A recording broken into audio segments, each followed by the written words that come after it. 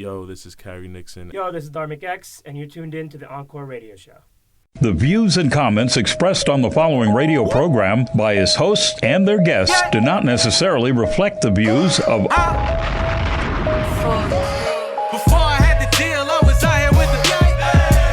We been counting money on them niggas. See, before I had them bitches, I was out here with the...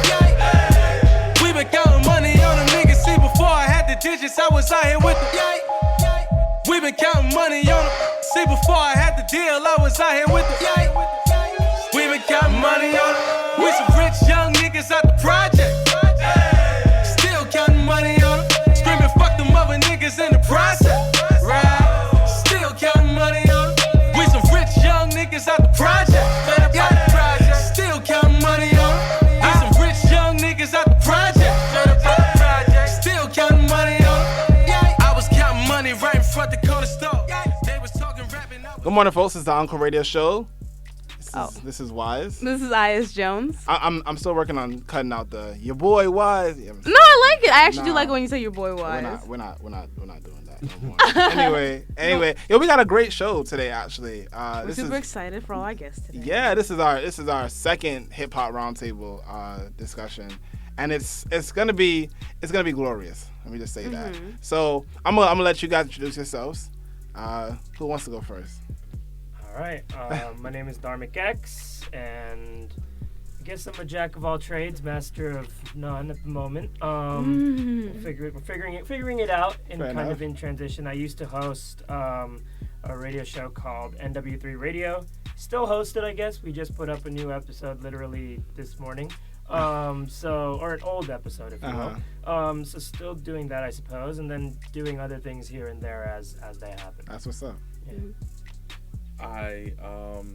Who am I? I am a writer. Super famous. Oh. No, definitely not. I'm a writer. I am the associate music editor at The Source. Nice. I used to host a radio show at Hunter College. Yes. Which is basically where I kind of just started doing this, whatever this is. And I am an avid follower of Vince Staples' tweets. That is my side job. I've accepted it. I am Vince Staples Anonymous.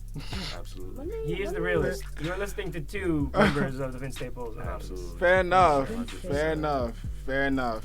And that's how we met, actually. Really? We met at a Vince Staples show. You're lying. No, the House of Vans.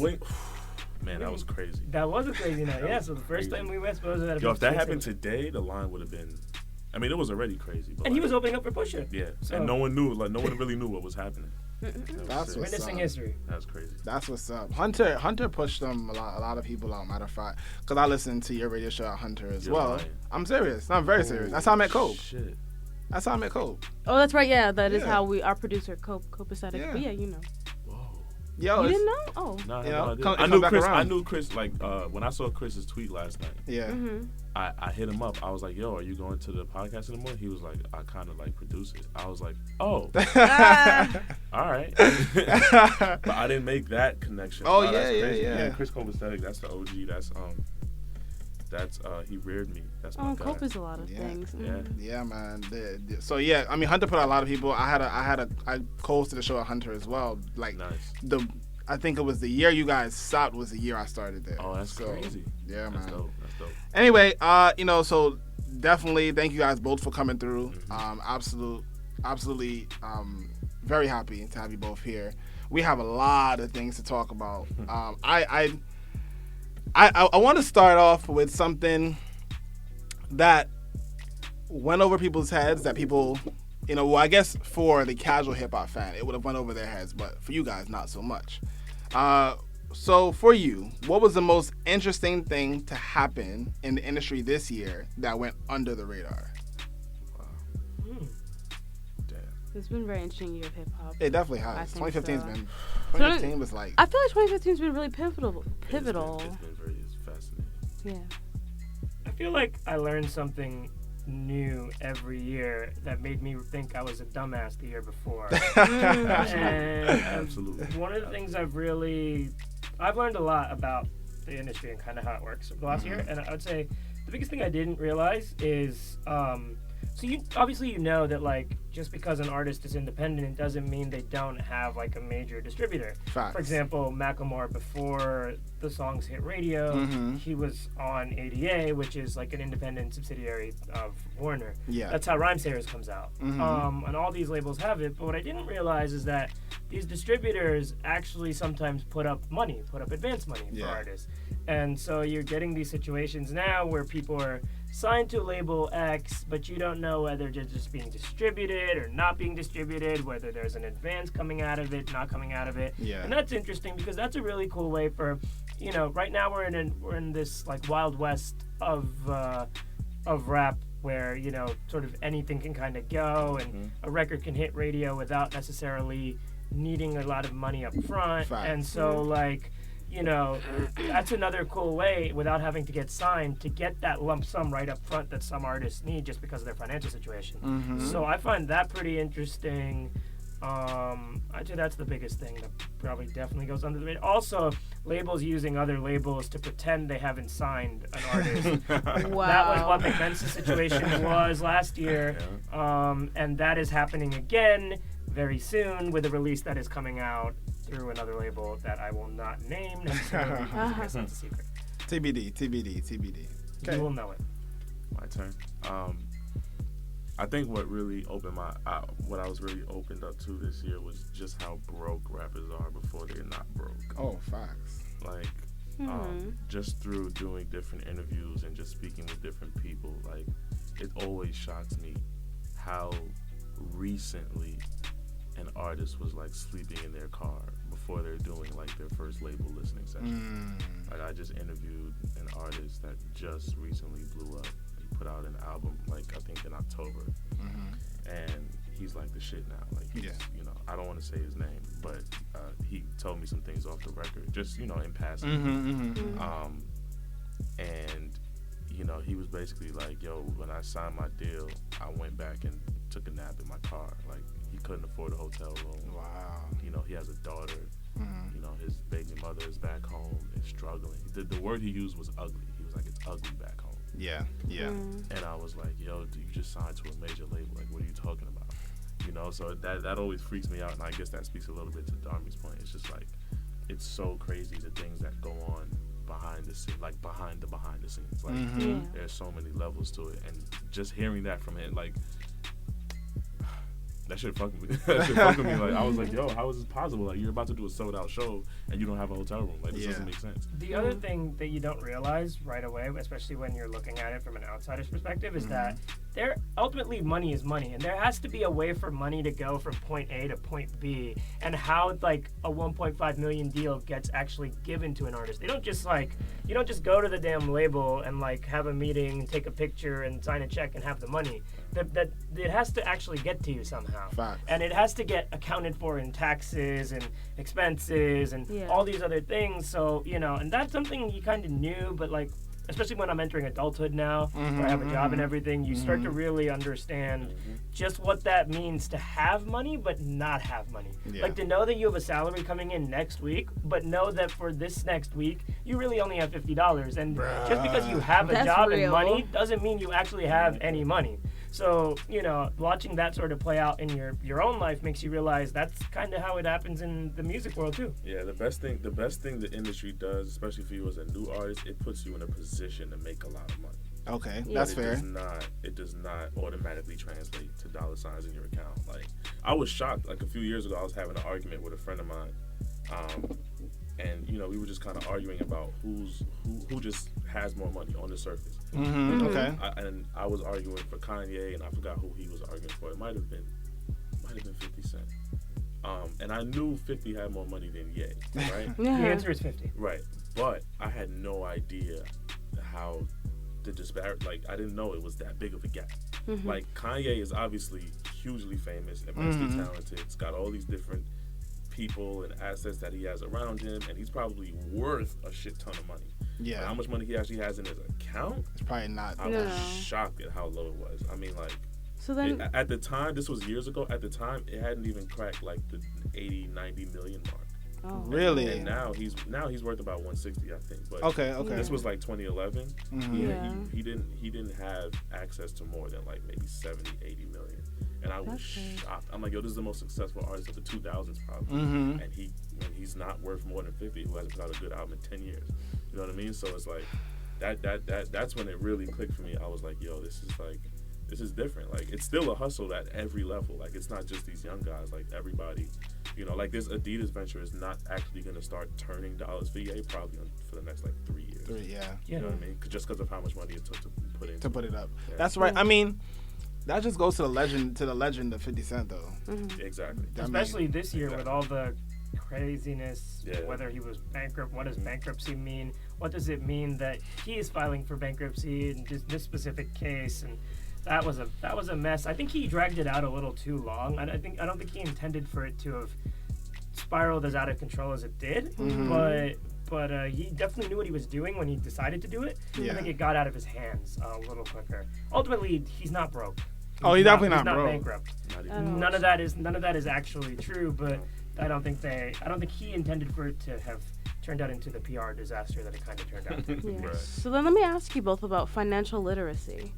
A lot of artists are in the position, like you said, to make money, but they never actually see the money that they're actually producing. So then why is it that so many hip-hop artists are financially illiterate? We have Kendrick, who seems to have a good grasp on his own financial future, but so many artists come into money but never actually see the money that they make. So why is it that so many artists are financially illiterate?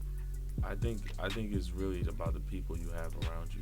You know, I'm glad you mentioned Kendrick, because Kendrick has like the ill infrastructure. Like, Top Dog and Punch are vets. Like, you know, people are just learning their names now, but I mean, these are guys that studied like Dr. Dre. Like, they know the game. They've read it. They've lived it. They've studied it. You know, these are the guys that brokered J-Rock's deal long before Kendrick was even a thing. You know what I mean? And that was one of the smartest things J-Rock ever did with his life, because he wasn't going to sell out of records, but he made money with Tech Nine. Everyone knows Tech Nine made money. So it's really just about the people you have around you, and the people you listen to. Like, take Young Thug, for instance. Like, he screwed himself so early. Like, Young Thug could easily be hitting Forbes' list already, just because of what he's done in the last 2 years. Yeah. But because of that deal that he signed such a shitty deal. Like, he pretty much signed over his entire catalog for like, I think $20,000 2 years. Really? Oh my God. To a subsidiary of Atlantic, like APG. A super unknown APG, which is like a closet operation that Atlantic has just so they can do things like this to guys like that. You know, I'm not necessarily, you know, suggesting that it was a malicious move on their part. They do what they have to do. That's how you secure business for years to come. And it's a leverage thing too, right? For example, they signed him very early on. They signed him before 2013. Right. So he was already locked in, you know, before he had any leverage. If he had turned down the deal, which he had every right to do and was allowed to do, he could say no. He could walk away from the $10,000 or what it was, $20,000 advance, whatever it was. He could have turned that down, but he needed the money, so he took it. You know, the example of the other side is Post Malone, who, you know, probably had an offer from 300 before White Iverson came out, considering who his camp is and everything, and he never took that deal. He never took what must have been 100,000 or maybe a little less to sign it, 300. Instead, he ended up waiting for everything to pop off. He had a lot of buzz, had a bidding war. You've got a deal in the millions, I think, with Republic. 2 million, right. Nice. So, you know, it's just about, you know, deciding when to do it, etc. Yeah. It's really, it's both a waiting game and it's also just being informed. You know, no one really expects. That's why you have managers and all these people. You know, a lot of people think a lot of managers are just, you know, friends. But like, these are people, like, the things these managers whisper in their friends' ears is often what makes or breaks their careers. That's true. That's very, very true. And financial literacy is just something that not everybody is aware of, even outside of the music industry. In general, yeah, and especially certain communities, there isn't a lot of that thought process behind it, and there isn't enough education and awareness about it. And so, you know, I think whatever you see in the music industry corresponds to real life in a lot more ways than people realize, and that's definitely one of them. Financial literacy, of planning for your future, planning ahead of time, and, you know, making sure you and your priorities are safe and that you're spending within your means. You know, that's not necessarily something that's a given across the board. Yeah. we definitely gonna dive more into indie artists because I have a lot of questions that people will be asking or have been asking for all of 2015. But now that we had a whole year basically to process some of the music that's come out, what would you say was the most underrated and the most overrated project put out this year? I'm gonna let you take lead on that. Most underrated project. I mean, so I guess it's kind of hard to figure out what people are rating, what people aren't rating. I would say one project that not a lot of people are talking about, but I really loved. It's one of my favorite projects this year. Is Cruel Intentions, the EP that Tory Lanez did. He did it. I just saw him live yesterday, which is why I'm. I saw that. Yeah, dude. Crowd walked Santos Party House last night. Crowd walked from the stage to the back bar without touching his feet hitting the ground. Stood on the back bar, performed a song, and then crowd walked back. His feet never touched the ground. Wow. Like that guy is quite talented. He can sing too, which is and sing really well live. Really? Okay. Wow. He did Say It a cappella. Which is crazy. So that project is really dope. It reminded me of the project last year that Jeremiah did with Shlomo. And I think that I love that project. You know, Jeremiah is a freak of nature, and you know Shlomo's an incredible producer. So you know, it's the same sort of cast of characters: R.L. Grime, Bauer, Shlomo, etc. Great producers who are in the electronic space, but know how to make urban music because of Which is sort super of being dope. talented. And Tory Lanez is a great songwriter. And he didn't rap on that project, actually. It was all sung and, you know, really good. So I'd say the most underrated project. The most overrated project is probably something I didn't listen to. Fair enough. That's definitely fair wonk. enough. Okay. What would I say is the most underrated? Damn. I would say I have two. Okay. A$AP Rocky, I think, and the Odyssey album, I think, did not get the accolades it deserves. I mean, I saw a lot of people talking about it, but that album is really good. Okay. Like, even just a handful of times I listen to it, every time I listen to it, I hear something new, and he's such an incredible lyricist. Like, he's meticulous with his, like, everything he does, from his flow to his cadence, even, like, his inflection of his voice. Like, it's all just so refined. Like, that album is fantastic. But with Rocky, I think he veered so far off of the path he was headed that people didn't really digest it the way they should have. But I can definitely agree to that because I didn't digest it the way. Right, but I think it was a darn good album. Like, he really raps very well on that album from front to back. Like, and it's over instrumentals that you wouldn't really expect to hear A$AP Rocky. You know, especially not directly following Long Live A$AP. Which was a whole 2 years ago, so it makes sense that it took him so long because you could tell he was, you know, pretty much finding a new sound and just weaving, and, you know, kind of bobbing and weaving through all these different styles, and you know. I'm still trying to understand why. Like, I liked the content. I couldn't find the inspiration to just play it consistently. I played it a couple times. I was like, all right, well, I could. Yeah, it's funny. It's for a couple weeks. It's funny. It's funny. It's not even on my phone anymore, honestly. So Right, okay. I feel you on that, but I still think it was underrated. You know what I mean? Like, I feel like it should have. It should have been lauded a little more than it was, just because, you know, it's really just very well done from front to back. Like, it's not, you know, where you have these big rocky anthems that we're used to, you know, from Long Live A$AP or even the project before, or like there's no bath salts on there, you know, there's no hella hoes. It's just, you know, a lot of, it's like 15 or 16 just darn good Rocky songs, you know what I mean? Darn good rap songs, I should say, not just Rocky songs. As far as overrated, it kills me to say this, but I gotta say Travis Scott's album. Oh, wow. It kills me to Does say it really kill you to say it? I love that album, bro. But it's I skipped on it overrated. too, though, to be honest. Yeah. I love that album. I really do. I was listening to it with here, actually. I listened to it quite a bit, actually, since it came out. I love that album. Overrated. But, yeah, I love that album, but when I see people talking about it, saying he's punk, like Travis Scott is not punk. He's so not punk. Like, because he's something no one in hip hop has seen for a long time. Yeah. Like, I haven't seen anything like a Travis Scott so probably since like the last time I saw Method Man on tour. You know what I mean? Like, I haven't seen that energy in a long time. So people, you know, they're not used to that. They're used to Jay-Z standing in one place, or Kanye laying on the ground, or Kendrick Lamar, you know, just kind of, you know, walking back, front to back. Like, Travis Scott shows are just very different. Yeah. And when things in hip hop are different, they suddenly just reach for some other title, but Travis Scott is not punk. And what he did with this album wasn't necessarily the revolution he purported he was gonna do. Okay. But it's still very listenable. I like it a lot. Like Piss on Your Grave, for example, is a really bad song that I like a lot. Yep. And that's always been my struggle with Travis Scott. He does bad things that are so listenable. It's like, fuck, I have to separate myself. I'm like, shit, I want to party to this. But it's not good. Like, it's bad. Like, I can tell that the second to last song on the album is so bad. Like, at one point, he was just like, no. But I love it. So it's hard. There's a nice stretch there though, which Piss on Your Grave is in the middle of, between like the Nightcrawler, Weekend song, Antidote, Pray for Love. Yeah, and there's a lot of like pretty good, amazing songs in a row, really well strung together. If that was just an album, right, it'd be fire. It started off slow, and I like Apple Pie though. I like the last song. I like Apple Pie up until T.I. starts going, "Okay, Sarah." No. The diligent militant. Yes, exactly. Like, what are you talking about, my G? T.I. on that album is the most random. But it's funny, like, I feel like that was done purposely to make fun of T.I. because it's like to me it was like a self-awareness thing. Like T.I. knows everyone makes fun of him for over-speaking, so he just overspoke for a whole album. Yeah, that's just interesting. Wow. Okay, so.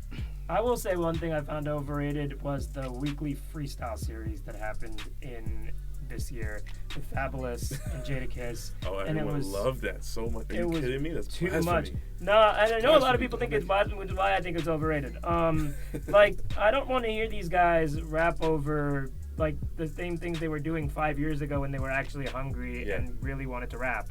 Yeah. I don't want to hear them do that when they don't care and they're really trying to make the radio anchor to resurface as like, you know, as prominent players in the game. I think with the exception of the Jadakiss freestyle over Young Black and Gifted, which was a good beat for Jadakiss, everything else I didn't want to hear because they were picking bad beats or they were trying to recreate something that Biggie did 5 times better. And just no, man, like, nah, like y'all are better. They're better than that, you know. Ultimately, they're better than that, and I think that it's disappointing. So that I would say that was overrated.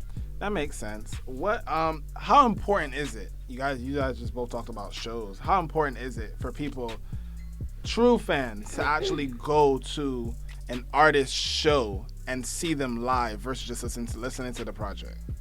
I think that's the whole game right there. Honestly, like Travis is a perfect example of that. Yeah, that's what I was thinking of. Yeah, like if I'd never seen Travis live, I'd be like, oh, this isn't really anything special. You know what I mean? But when you see how these songs translate, like what they mean to people, you know, 20, 30,000 people screaming, singing the same lyric, you know, anticipating the same beat drop. Yeah. Waiting for Travis to do this one antic. It's like, how do you... I gotta pause because Chris Copacetic. Chris Copacetic. Copacetic is in the house. White, black, Asian, fat. I got all types. Nigga, what? Chris Copacetic is in the building. Clearly, walking in like going on. Finally get to me. Like the legend, Chris Copacetic. Do you need a chair, fam? Had to have met. I don't know. That's the thing. This man is like worldwide. Like, that's the homie. Just the worldwide. This podcast. Worldwide West of hip hop. I learned the game from Copacetic. You can. The legend. Man, this guy right here, man. Do you want a chair, legend? The legend. Here's what we're gonna do. We're gonna go to a quick break. We're gonna let the legend get settled, and we'll be back. It's the Encore Radio Show. Good morning. Morning. Coming up on a future episode of the Encore Radio Show. He said if opportunity knocks, why not just check the peephole? It's 50-50 with my people, selling perico, brah. Blind Rogers, brah. Or trusting dollars. If all we got in common is common, niggas, so holla. The darn thing. When the relief is seen, no belly, catch a Vita Hetty. Put it in her mouth, like Akinelli. Counting Benji for ox, I mean Lennox. Before you get got, cause on the rail, packing more stale than Josh Stock at 10. Make a profits with the profits, all proud of profiting. Street pharmacists, never leaving what I started with. Amateurs, what they started, kids, stalk and flow. And sure they can tell you anything, the pussy is tossed. I chill and post up, way more than statuses. And the galactic with practice become effortless. Better than half of them dudes. Don't want the issues more than news. Stands $100,000. I'll pass it to my mans, but fuck it, I just take it over. Matter of fact, they ain't over till I say it's over. Yeah, I just keep going. They call me B. Rods call me from the BX. Matter of fact, riding in the BX. Before I was hopping in the BM before the BM. Hopping in and out. Matter of fact, I just tell you what I'm about. He said, I just feel like keep going. This is the opportunity, nigga, ain't wait for the moment. Interviews after interview, show after show. I'm at Meridian 23 next week. On a Monday, neat. Woo, All right, and we're back with Encore Radio Show. What? I said we're back. Yes, folks, we're back. Clearly, we're having a very interesting show here. We're having the most exciting morning right now. We have Copacetic in the building. Why? King Cope. Anyway, so we still have, obviously, Khari and Dharmic X in the building. Shout out to our social media, of course. Let people know where they can find you. You can find me at Dharmic X, DHARMICX on Twitter. This guy right here changes Twitter every day. Oh, me? I know, right? I'm trying to get down to my real name. Like, I keep having it. Getting closer. You getting close? I'm getting Good. very close. Good. I'm KHARI92 on Twitter, Khari92. I need someone to get rid of that Khari tag, man. It's just killing me. Yo, just spam them. So just spam them. Spam them every day. Were you really? Angry Black Man with a legendary day, bro. But we That's can't dope. we can't speak of those days, man. That was a rough time. That was before I knew you. Exactly. Oh man.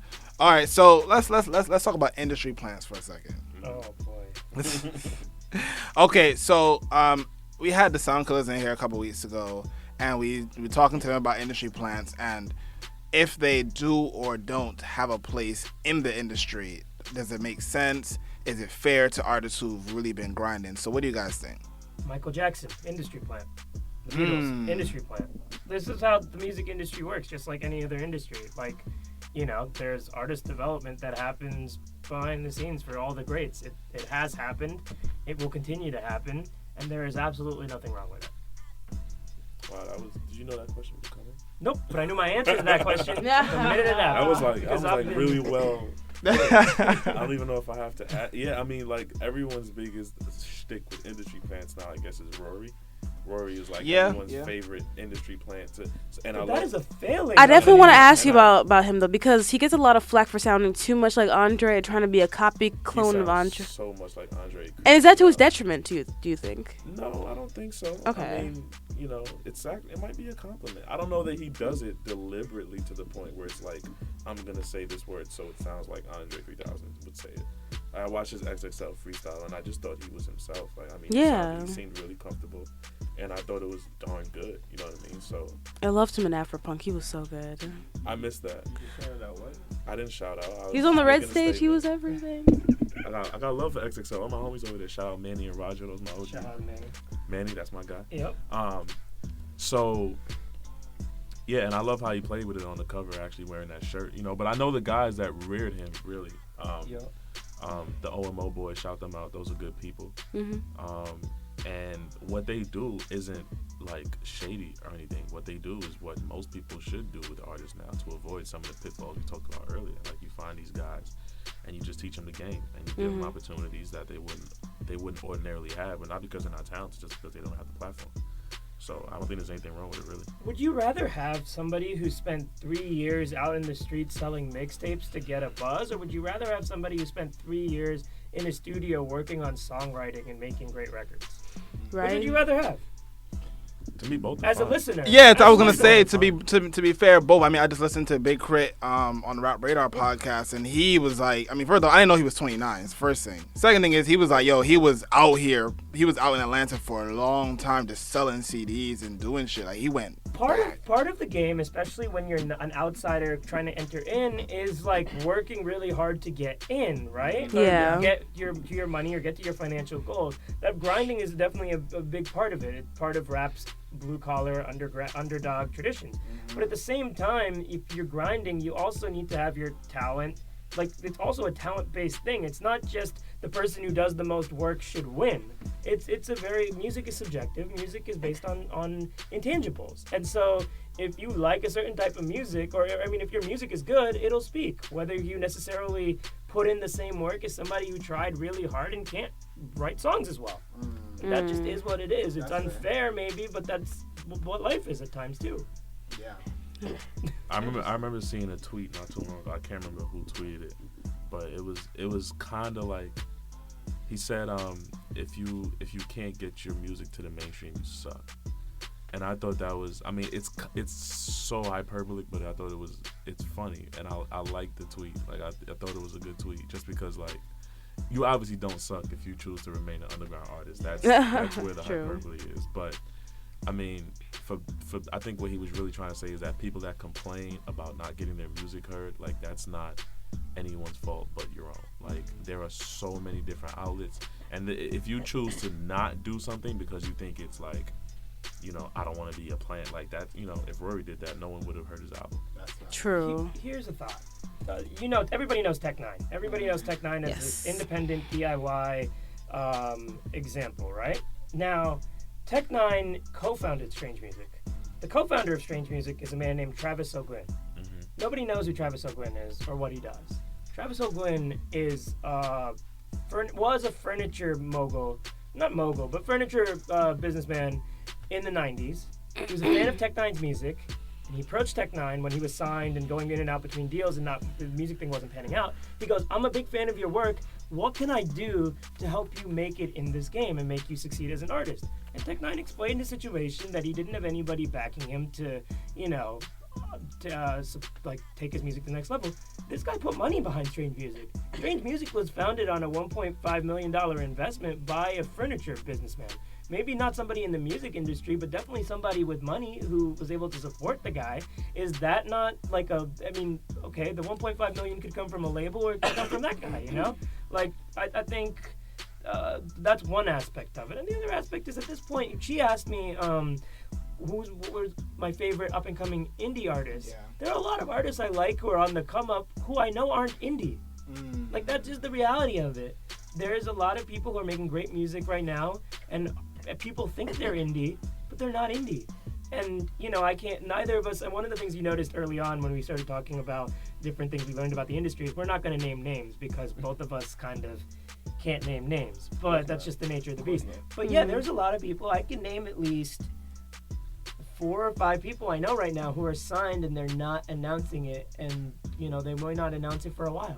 And no one will. That happens all the time. All the time. Big Mensa I knew about in the summer of 2014. Mm-hmm. I've known for over a year. Logic I knew for a year before the signing. The list can go on. And some DIY success stories who remain independent are independent by necessity. Independent because the labels weren't offering them what they were looking for early along, and so they've decided to take on the DIY mantle and push that way. There it is. Well, do you think we're in a place now? Well, not even think. I mean, I feel like it's pretty obvious that we definitely are in a place now where you can be DIY, do it yourself. People who've been wondering like, what the hell is DIY? There are people who can, you know, you can be a DIY artist and it not be an issue at all. You can still get your music played. You can still sell out shows. You can actually still travel if you have the funds to do so. You can, you know, it is a DIY market at this point. And I think I'm happy for it. I think it's really pushing music in the right direction where it's like there are a lot of options for people to listen to if they choose to. For anyone who says hip-hop is dead, I'll be wanting to slap them. People still be trying to say that sort of mess. I think Chance is definitely, yeah. I mean, it really gives you an opportunity to dictate, you know, what you do, when, and why. You know, and that's something very few artists have the liberty of doing. You know, people love Macklemore for being quote-unquote independent, but Macklemore isn't the master of his own domain at all. Right. You know, he is very much a part of it, but he does not make every single call, you know, and Chance is probably the closest we'll see for a long time for someone to reach that level and be able to still be the one, you know, pushing almost every button, making every decision, and really just making what he wants to. I mean, this guy just did Colbert. I mean, he had Colbert wearing a halo. You know, there are people that have been signed for 10 years that can't reach that plateau. It's really about just what works for you. You know, making Macklemore's decisions. Oh, well, who is now? I mean, Macklemore was making his own decisions for a very long time in his career. He was. Until at least 2013, 2014, up until the thing sort of hit radio. That's when things changed. Yeah, that's when, okay, but I mean, I would say he was independent. Oh, yeah, no, he was. No, he was a very successful independent artist at that, absolutely. too. I mean, the only reason why they took this to radio is because it hit, I think it would either top the charts or it came close to topping the charts as an independent ADA release. I don't know. You talking about the album or the singles? The album. The album didn't top it. The album caught fire after. I thought the album topped the rap charts, though, at least. When it first released? Yeah, when it first came out. That might be true. Yeah, and that was an independent, that was ADA. Right. So he definitely, you know, him and Zach Cohen basically were the ones who, you know, controlled that operation until, they decided they'd try radio because he was white and made accessible And records. sold 13 million singles. Yep, and the That's rest what is happens when you history sell for those sure. many units. Yeah, now he's not necessarily an independent, although I've heard, that the contract is... Yeah, no, like I said, he pushes a lot of buttons, just not all of them. You know what I mean? Sure. And Chance is another example of somebody who's definitely independent, but has a great infrastructure. Yeah. An infrastructure that not all independent artists are blessed with. They have... His merchandising game is extremely on point. Merch is big. People got to realize that. Part, especially if you're touring as much as he is. That's around hoodies are fun. I mean, yeah, a lot of the merch game. And, for example, he just did these 2 shows at Terminal 5. They actually sold out their merchandise prior to hitting the New York dates, or sold out enough where they were going to run short. So they had one of the guys from the team drive up from Chicago to New York using Pat, his manager's Escalade, with the merch, with the rest of the merch. Pat has an Escalade, which is crazy. Yeah. That's how much money they're making DIY. Pat has an Escalade, and they drove the car to New York City overnight to bring the merch. Which is a testament to the hard work that's required on a DIY level. Nobody's gonna do it for you. The label's not gonna fly you out with your merch. You got to do it yourself. But at the same time, they have that type of team where somebody can go do it and not have necessarily been on the road with them. Yeah. So I want to ask, we've all... I didn't take Pat for that. So we've all been talking about upcoming male artists. And as far as women in hip-hop, who do you all think are up-and-comers? Women? Yeah. That you... Just rappers or in general? Yeah, let's do rappers. Let's do rappers for now. We'll kind of segue into the other subsets. Why? Because it's very few of them that are really, really good, and then there's a lot that are... But why is that though? Why do you think that is? There are very few that are really good when there are so many. When men are so ubiquitous in this game. Go for it. Shut up. That is a systematic and unfortunately institutionalized problem. I hate to shrug my shoulders at it, but that's just the way the fucking walls crumble. You know what I mean? Men have dominated this game for a very long time. It's literally probably the only genre I can say, I may be speaking tongue-in-cheek, but I think hip-hop is the only genre where it is so devastatingly dominated by men. No, I don't think you're wrong for saying that. I don't mean devastatingly in a bad way. I just mean that's how crazy the scales are tipped. It's 95% male, 5% women, and 5% pop, is kind of generous. Right, pop. Well, rock, when rock was hot, rock was dominated by men. Yeah, definitely. But over time, right. I mean, rock icons. Anybody you consider a rock icon is a man. Exactly. There's not women rock icons. And that's also, and I think that also has to do with the fact that rock and hip hop are probably the genres that have most been scrutinized for misogyny. So that makes sense. Rock was a lot about male domination of women, and rap is about that too. So it's not easy. For a woman. You got to go all the way back to Roxanne Shante, and when she came up in the 80s, she had to jostle, so she had to anger so many men just to get her single heard. You know what I mean? I was actually glad. Were you a part of that list that you guys did yesterday? The 100 best rap songs in New York City. No, I haven't been a part. I know you weren't a part, but I thought you might have written some of it. No, I thought it was really dope that that song was included on Roxanne Shantae's single, but.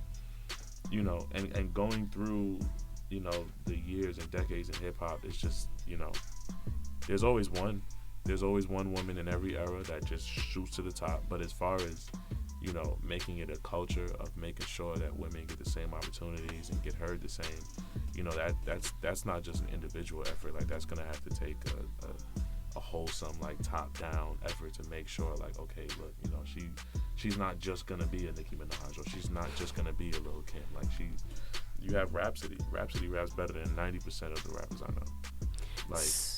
And she's not getting the looks that Nicki will get or Iggy will get just because of, she's not rapping about, going to parties and having a bunch of boyfriends. She's killing these niggas. So literally, she bodied Ab-Soul on his own song. That's very hard to do. But on the same token, it is not easy Nicki Minaj is a once-in-a-generation sort of talent. And I think that gets sort of swept under the rug because of how big she is now and how ubiquitous and how pop she became. But Nicki Minaj is not just a rapper. She's an entertainer, a singer, and she was a talent. She was a talent from the moment she started really pushing her mixtapes on the streets in Queens. I mean, from LaGuardia, people kind of knew. Yeah, you know? she went to an acting school. Right. You know, she's freakishly talented. The actor. And yeah, and so she is the reason why she is successful, beyond there being obviously a strong marketing push, is because she was an out of this world talent, and there aren't that many people who are that talented in the rap game especially. So that is just what it is, you know. Maybe, I mean, Rhapsody's a dope rapper, but I think it would be disingenuous to say she is more talented than Nicki Minaj. Oh no, not at all. Exactly. Not at all. And so, you know, I don't think they're not competing, and that's the worst thing you can do is like try to put Rhapsody against Nicki Minaj. Like, that's not what they're trying to do. They're in their own lanes doing their own thing and doing well, you know. Rhapsody with the Indy 500 movement and Jamla and all that, and Nicki doing what she's doing. And I think they're doing their own thing. But yeah, Nicki Minaj is an out of this world talent, and I mean, she's the biggest. I think she's the biggest female rapper ever. I don't think I'd be. You feel like she surpassed Lil' Kim in terms of legacy. In terms of success and popularity, more than likely. Album wise, I think, you know, that's subjective. That's up for debate. Content wise, huh? You mean content wise, like if it's better? Well, how many Lil' Kim albums? Pink Friday is my shit though. I remember 2 off the top. I mean, I'm from Brooklyn, so I'm also a little. The scales are tipped, you know what I mean? yeah. But La Bella Mafia and the Hardcore. So maybe it's 3. Maybe 3. Mafia, Hardcore, and The Naked Truth to me were all really good Lil' Kim albums. But that's up for debate. But I think Nicki is the biggest ever. Yeah, I would say. More I mean, likely. with the exception of maybe Latifah because of just what Latifah became. Right, but I think Lauryn Hill. I think Latifah got bigger because of other reasons and much later. I think at the height of her rap, at the height of their respective rap careers, Nicki Minaj is probably the biggest. I don't even think she's peaked yet, which is scary. I agree. And the mystique that's Lauryn Hill. Where do you put that? I mean, at her peak, she was probably the best. As far as biggest, I think it's still Nicki. Fair enough. I mean, Nicki. Just throwing that out there. Yeah, I mean, they have Nicki costumes on in third world countries right now. You know what I mean? That's kind of ridiculous. You know. So yeah, I would say Nicki. I mean, she's incredible, honestly. Yeah, she's incredible. She definitely is. The Pink Friday is my shit. So then, in your professional opinion, what do you think has to change so that way we can kind of pave the way for more? I don't want to say, like you said before, not to compare female artists, but to allow the lane for more women artists to rise to that level of superstar. I don't think it's anything in hip hop specifically. I actually think it's just society in general. The mindset has to change The then. mindset has to change. It's institutional. Like, this has literally been the way things have been for centuries. You know what I mean? Like, there's no one label head. There's no one, you know, executive that's going to flip a switch and be like, all right, let's let all these women in the door. You know what I mean? Like, society itself has to, you know, I mean, everything mirrors society. Like, these offices, these labels, these, you know, management groups, they all mirror what's really going on outside of this genre. You know what I mean? So I think, you know, as we continue on with this, you know, whichever way this country's going, God save us if this next election doesn't go right. But you know, as we progress into the future and you know, people really start pointing out and speaking out about things that have been tradition for a long time but don't really make sense, I think that's when things are really going to start shifting a little bit. All right, so a lot of that sounds like it's. I mean, in the most vaguest respect of the word, it sounds like collusion. And I'm gonna flip it back to the indie artist conversation.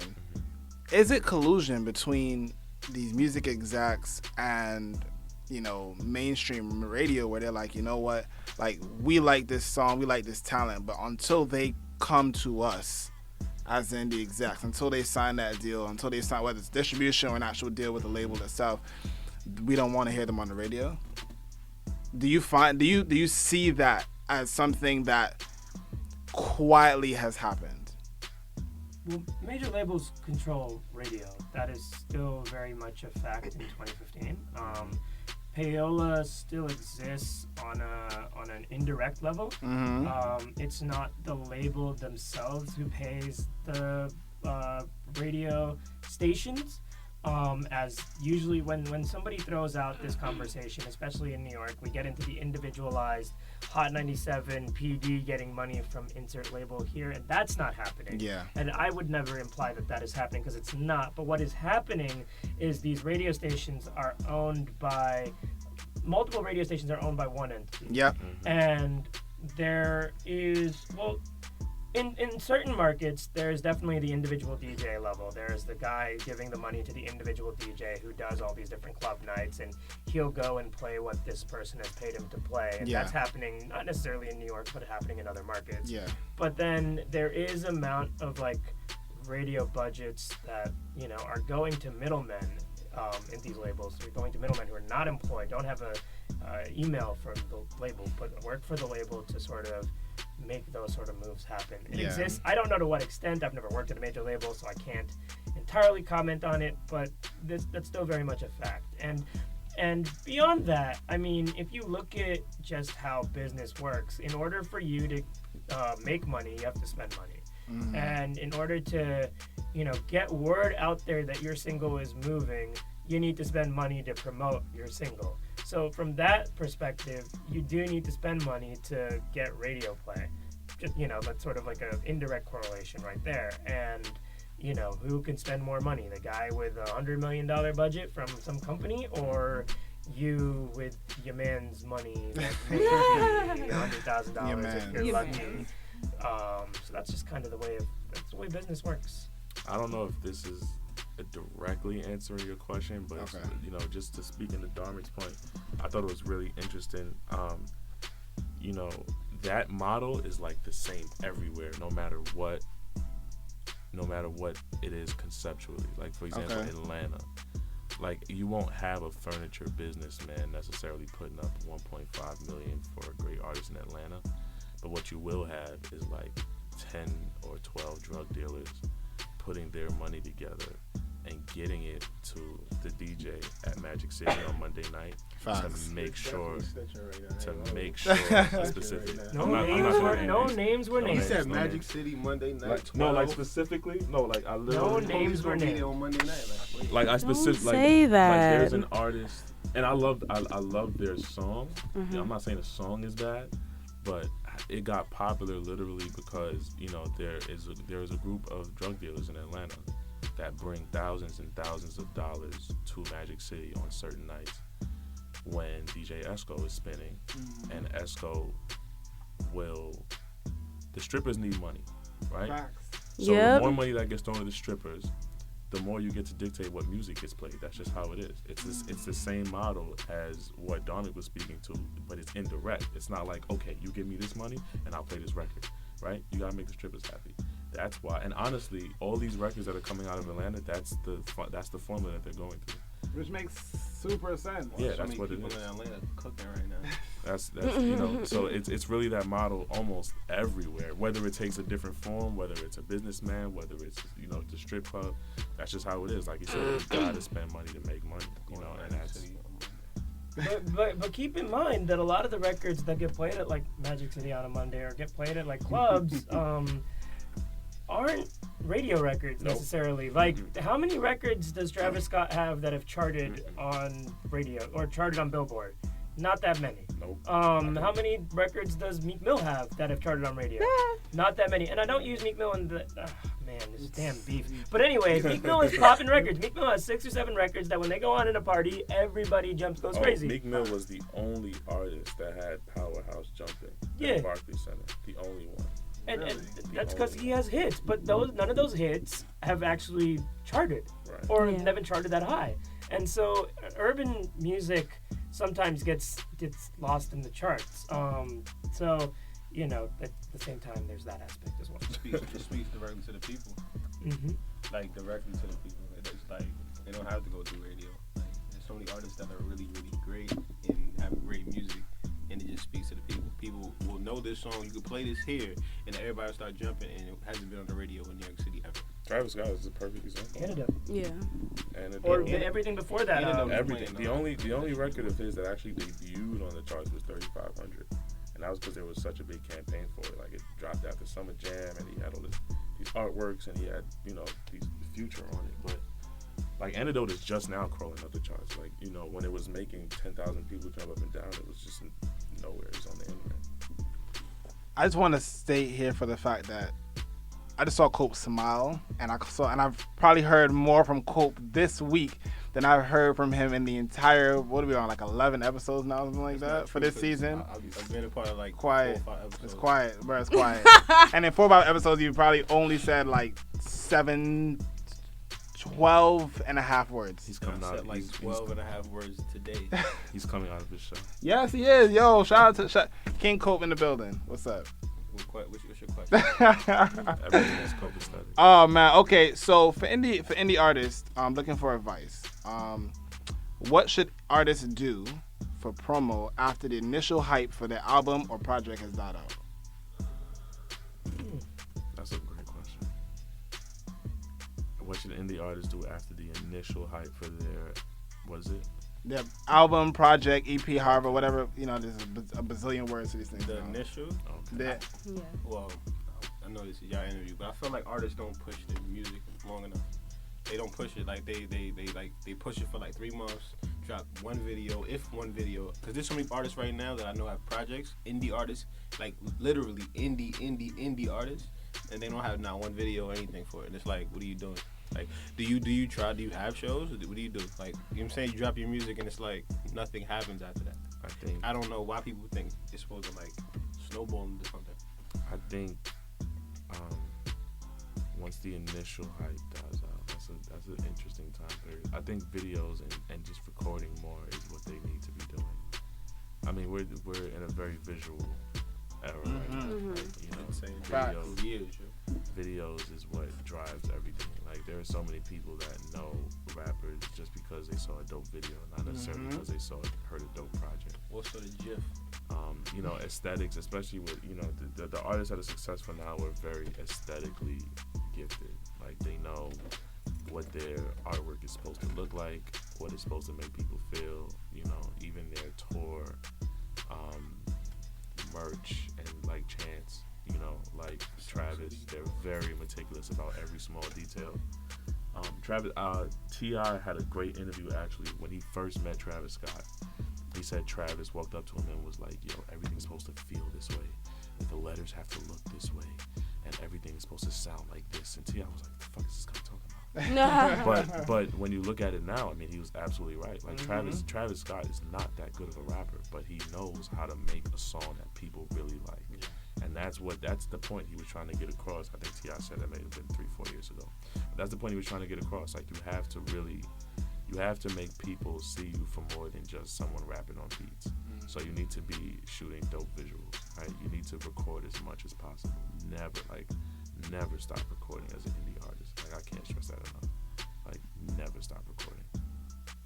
What I would say is that there isn't one set path to take as an artist, because everybody's art is different. Everybody's art has a different weight to it. Everybody's art comes from their own perspective, and so there is no like formula of things you should do after your project comes out to keep buzz going, because your narrative is different than the next man's narrative, so you can't do the same thing that the next man did and expect it to work. That's kind of why I think the whole weekly freestyle idea is overrated, because like 2008. Yes, that first of all is that point, which I brought up before. Crooked Eye. Yeah, but the second part of it too is like you're not Crooked Eye, or you're not like the next guy. Like if you try to do what the next guy did, then or like the weekly song idea or whatever, like that's not going to work for you, because you may not make the same music that guy makes. So people aren't as interested in hearing a song from you every week. Or maybe you are a person who just puts out bangers every week. So maybe you should, put out your next single a month or two after your project and just go on to the next one. Maybe you are that type of person who's just needs a lot of music in bulk just to be out there, like a Young Thug, or whatever. Or maybe you just need to put that project out and let it marinate, let people sit on it, try to get reviews from certain publications to sort of boost the credentials of it down the line after a couple months. Or maybe you need a music video to put a spotlight on one particular song off the project to sort of give that song new life, and then maybe give the project more life on the back end of that, or maybe you need a remix from a producer or a rapper co-sign or something like that. You know, artists don't do remixes like that. That's true though. I really wish that would take off. It would be so dope. It reminds me of 106 in Park. Ultimately, the big thing you have to remember about indie artists, to kind of respond to what Cope was saying, is that there is no budgets for indie artists. Facts. And so sometimes the remix just isn't, or a video shoot just isn't possible, right? I think what happens with indie artists, for some of them anyways, some of them they just don't know what they're doing. But some of them, it's a struggle between wanting to get a video out, but wanting to get the right type of video out to convey the aesthetic that they want to channel. Yeah. And if they can't get that aesthetic, they don't want to put the video out, and they don't have the budget to get that aesthetic. Yeah. And so if you don't have the budget to get the vision that you want, why put out something half-assed just to put something out? Thank you. The tough part is the best thing for them to do is to just find someone that believes in their vision, that also is grinding the way they are, video-wise. Like the artists I know that are really successful with videos, they have the same person shooting all, at least the indie artists, have the same person shooting all their videos. Every single one. Because they're in the same position. You got a videographer that believes he's really talented, but needs to work with someone who's equally talented. Facts. You know. Facts. There's a great young group coming out of Brooklyn. I can say this name. Sleeper Camp. I've heard of them. Jimmy Tense, J Bell, and they're managed by a good friend of mine. And I went to the studio one night just to check them out. They have a studio like across the street from my office, so I just went in there one night just out of curiosity. And they have an operation that's just really, really just all inclusive. Like the video guy produces. Oh wow! Okay. You know what I mean? Like the producer raps, he also engineers. Like everything is in house. Like they don't have to go to anybody for anything. And that's the best situation because you can get the aesthetic you want because you have a video guy that's dedicated to you. You can get the beats you want because your producer is always with you. You know what I mean? That's really it really that's why this goes all the way back to our earlier point about when we were talking about financial stability, but we mentioned infrastructure. Like being an indie artist is not just about being able to rap on beats. Like you really have to be able to put together an operation that's going to be successful. Like you're not just going to get successful because someone heard you rap and they're like, I'm going to give you a deal. Like it takes a lot more work than that. Yeah, everybody, hold on real quick, I'm sorry, but everybody that's been successful over the last 5 years have had a collective or a camp where everybody's doing something. If you don't have that, it's really, really hard. It's really, really, really, really hard to get on. ASAP Mob is a great example of that. Yeah. Exactly. Like everyone that does anything in there has the prefix ASAP. You know what I mean? Like it's true. That's true. I don't think you necessarily have to have a collective. Not everybody. Not a collective as in a group, but like people around. A team. Like, a team of some fashion. Not a collective as in pro era. So I mean collective as in like have people around structure. You do everything. Right. Yeah. Exactly. Infrastructure. That's what it takes. Yeah. You can't do it alone. It's not possible. Exactly. And then you over here trying to figure out who's shooting my next video and who's making my That's just mad stressful. Who got the studio? That's not going. It doesn't. It's like a bit. You're basically running a business without a budget. Facts. You know what I mean? Facts. So you have to treat it like a business. Like no one's gonna start a magazine with one writer. You know what I mean? Even though a magazine is all words and pictures, there's 100 other employees that have to do things. You know what I mean? That's what that is. So a lot of artists, almost every artist is on social media, and if they're not, then they're not really an artist in my eyes. Honestly, it's true. But between the five of us in here, we probably have 100 billion unwanted DMs, mentions with songs in our talking about, oh, listen to me. Yeah. How should an artist utilize social media the right way to get their music out? I want to think about that. What do you think? Okay. I have a very arbitrary way of listening to music. So if somebody DMs me something versus somebody emailing me something, I might check the DM out before I check the email out. I'll be honest with you, because I don't get that many DMs compared to emails. So it's easier for me, and I'm very OCD. I like to knock out all the mentions, whether I actually do anything to the emails or do anything to the messages. I like to have at least marked everything read. So I will check my DM before I check my email, and then sometimes because it's just quicker. Okay. And you know what I use more than even DMs? Facebook message. Really? I will have conversations with people and they'll be like, oh, what do you think of this song? And I'll be like, yo, I like this song or whatever, whatever. Like, and I might not even know that person necessarily, but we're friends on Facebook, and they'll send me something, and I might check it out. Sometimes I won't. Do not message me on Facebook. I hate that. Oh my God. And now here's the reason why I'm saying this, because at the end of the day, people, writers especially, and bloggers and people with egos have this thing where you have to approach me in a certain way, in a certain format, in a certain template. It's like your teacher in high school. You have to write this in size 12 font, double spaced, like, what does that tell you about the content of the paper itself? What does that tell you about the content of the song itself? Facts. Just because somebody has submitted something in nice packaging and done it the right way. Now, granted, it can tell you something about the content, right? Mm-hmm. People, when they go to a record store, they'll buy an album because of the artwork, because of what they see, because it jumps out at them. There's so many songs, so many projects. Sometimes you need that right packaging to get somebody's attention. But every artist is one song away from their trajectory completely transforming. Exponentially. Because it's not, if all they're missing is somebody to send the email the right way, or the email to be sent the right way, then if some manager or some publicist finds the song, really likes the song, they can be like, yo, just give me your shit and we'll send it to the right person and we'll send it the right way. And there, problem solved. You didn't have to figure out how to write an email or spell correctly, and your music just went pop because your music was that good anyways. So I kind of don't view it the way a lot of people do, that you need to send us this by email, you need to send us this properly, all that stuff, because that's not true. And I've had plenty of people, I'll name names. Jimmy Johnson, the guy from Jimmy Prime or whatever from Toronto, had emails in my inbox from 6 months before that thing took off, before Zovio posted it. I didn't check it out. I didn't get a chance to check it out. Webster X, I met this kid. He's a kid from Milwaukee. He's put records out with Alan Kingdom and stuff. When I met him a couple weeks ago, he goes, yo, you're Dharmic, right? I'm like, yeah. He goes, yeah, I used to send you messages on Facebook. And what I realized he was doing, the reason why I never checked his stuff, was because he was sending me full-out press releases on my Facebook messages. Oh, and I was like, no obviously I wonder. never checked it. But I say that to say that a guy who sent me music via Facebook message, who now you'll hear the name and see amazing shit and see everybody on it. But this was a kid sending me Facebook messages. But do you have an oh shit moment? Do you have an oh shit moment at that point? Like, damn, I could have been putting them on. It is early. what it is, you know. Like it is what it is. I didn't have time to check it, or I didn't respond for whatever reason. Because I don't view it that way. I don't view it like, oh, I needed to check my emails a certain way, or I only respond to people who put the right subject in my email. I don't do it that way. But even if you checked it, would that mean anything? Because I used to post K-Camp songs all the time, Tory Lanez all the time. K-Camp, yeah, exactly. Yeah. But this is 2009, 2010, 2011. You know what I'm saying? So, and even Sleeper Camp, like I know Sleeper Camp because of, you know what I'm saying? Like, what you call the cousin? So it's like, exactly. So it's like what would that have done for me? I posted these people. I'm not. Maybe it wouldn't have done something. Maybe it wouldn't have done anything. Maybe it would have done. It may not have. I mean, I can't call that.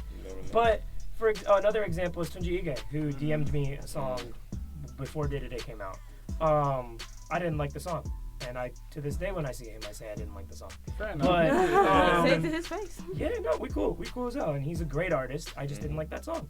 He sent the wrong song. Yeah, he did, and he did. But yeah. Always send your best song. Yeah, definitely always send your best song. Yeah. How do you know what someone else is? Yeah, how do you know what song? Yeah, so me and him have this argument all the time with how do we put people on to certain people. Like, how do you know which song? He would play certain songs, and I would play a different song. I suck at that because I'm very subjective. Like, I mean, I guess saying you're very subjective with music is kind of like like water is wet, but like I'm super subjective. Like, it is.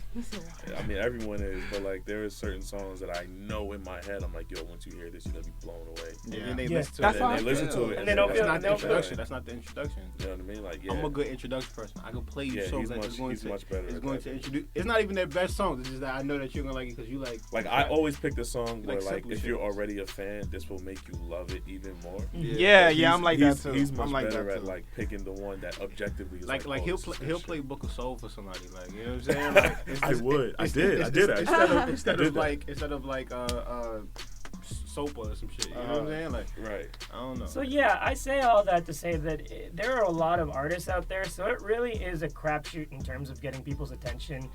Obviously, if if you're really worried about blogs and bloggers, etc., you should probably do it the way they want it because they'll probably not check your music out otherwise. Exactly. But you are literally one song away from somebody doing that job for you and doing it well if the song is good enough. So the first step is first. Just make the quality music to your vision, to what you want to achieve, and then figure out all that stuff after. That's straight fact. That's kind of that's actually how I found out about McConan, actually. Like, I ran into him at Community 54. Wow. And wow, that's a random place for him. Yeah, this was last summer, like before Drake did Tuesday. This was like June or July of last summer. And I ran into him at Community 54. That's when things were starting to buzz for him a little bit, right before that. They were buzzing. Yeah. They were buzzing slowly, and I knew the doll face. And I saw him with it, and I'm like, oh, you're the guy with the doll. And he was like, yeah, what's your Twitter? I'll follow you. I was like, all right. So we followed each other on Twitter. And then, just out of curiosity, I went on Spotify and I listened to I Don't Sell Molly No More. And after 10 seconds, I was like, oh my God, this guy's amazing. Like, I didn't even hear the first verse yet. All I heard was and then, like, after 10 seconds, I just turned it off. I was like, oh shit. So I DM'd him. I was like, yo, this shit is about to take off. And he was like, I know, I can't wait. Literally. So I had gone to OVO Fest, right? And they were playing that song just, like in between sets, kind of like house music. And then as soon as I got back to New York, like the next day, the Tuesday remix came out. So I DM'd him. I was like, oh shit. He was like, told you. So yeah, it's fun. It's just like, it's not always going to be a press release. I think that's the point I'm trying to make. Like, it's not always going to be some formal. It could be a drink channel. Yeah, it could be like you. I found out about so many different artists at fucking barbecues, random backstage moments. Clothing stores. Like, it's so taboo for people to think that, oh my God, I gotta have a publicist to send this press release. It's like, oh, shut up.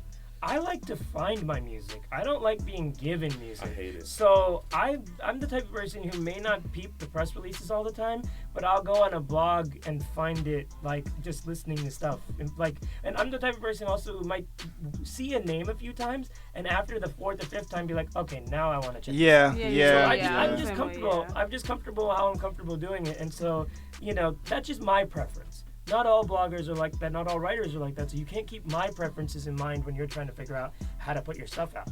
But I'm just saying, that's the way I like to check it. I don't necessarily care for the press release all the time. That's fair. I think it's always good to just have a couple people around you whose taste you really trust too. Like, that's where I find out a lot about a lot of this. That's true. Like, I got a couple of my boys, like, we have this ongoing group chat all day where it's just be like, yo, check this out, watch this video. And, like, if they'll send it to me, I already know I gotta watch it. But when random people might send me something, it's like, you're a little bit like, you know what I mean? Just because it's like, it's any port for a storm. Like, I mean, if you listen to everything you get sent, you'll never have time for anything. Never. Like, my email inbox right now doesn't even have a number. It just says 20 and dots. Like, damn. I don't have the time to, like, so I can't live like that. You see, the crazy. All right, so I prefer DMs. Build a relationship with me. Talk to me. Tell me how you feel. If I really like your music, I'll keep talking to you. If I play it and I don't like it, I'll just be like, I might just dead the conversation, maybe not respond or whatever. But if I like it, I'll chat with you the whole day. I have at least 4 people in my DMs right now who send me music. I'm like, yeah, I love this. Yeah, just keep sending it to me. Blah blah blah. I got you. Right, but sometimes it's the other way. But if you send me an email, I like to keep my emails read, so I don't have that ridiculous number. Yeah, I like it. Right now, mine is really high at 130. Otherwise, I don't like it that high. No. I like it to be 0. I don't want to see nothing. But at the same time,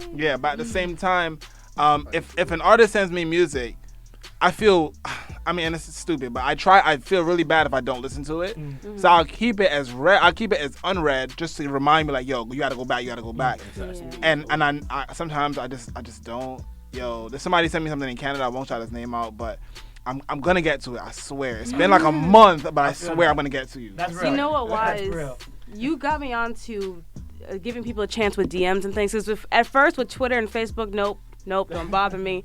But actually, I did find an artist like about 2 weeks ago sent me something. He's like, "Oh, can you write a blog? Can you write a blurb for me on upcoming hip hop?" And I'm like, I don't do requests, bro. But I gave him a chance, and he has really great taste in beats.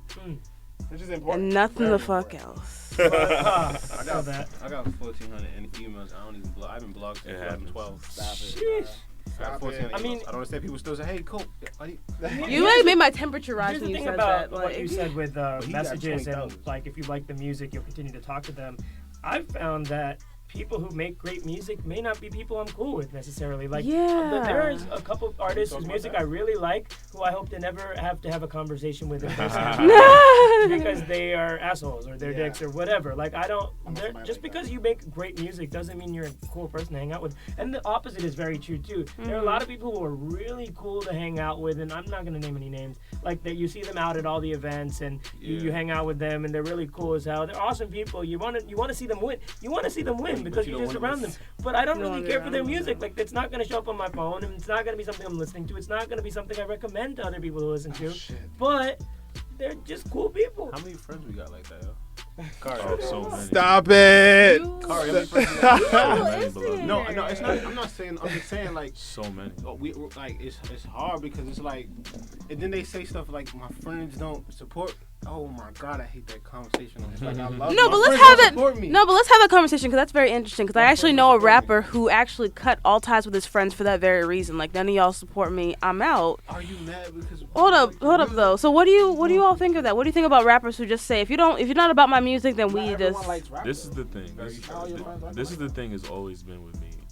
If it's good, I'll support it. It doesn't matter who you are. Like, I don't. It's just good practice. Like, you have to have confidence in who you are and what you believe in to know when it's time to support someone and when it's time to not. Like, there is when I was doing this at the show at Hunter with Chris and my best friend Sinead, we were constantly surrounded by friends who rapped. It's just, it was just the nature of. It's the nature of the business. Yeah, that's when you have a bunch when you hang out with people with similar goals like that's and everyone's trying to get to the same place. So everyone's gonna be doing something, whether it's a radio show, whether they rap, whether they produce, whatever. Everything's not gonna be good. That's just what it is, So you just have to be honest. You just got to be honest with people. Like, there are gonna be people that make bad shit. That's just how it is. You know what I mean? And you don't have to phrase it like that if you care about the person or you want to cloak it or you want to sugarcoat it, whatever. But that doesn't mean you have to wholeheartedly support someone just because you know them personally. Like, that's ridiculous. Like, no one does that anywhere and is successful. Like, think of Kanye. I know so many people that Ye was close with, and he was like, yo, this shit sucks. And that's just what it is. Like, you can't.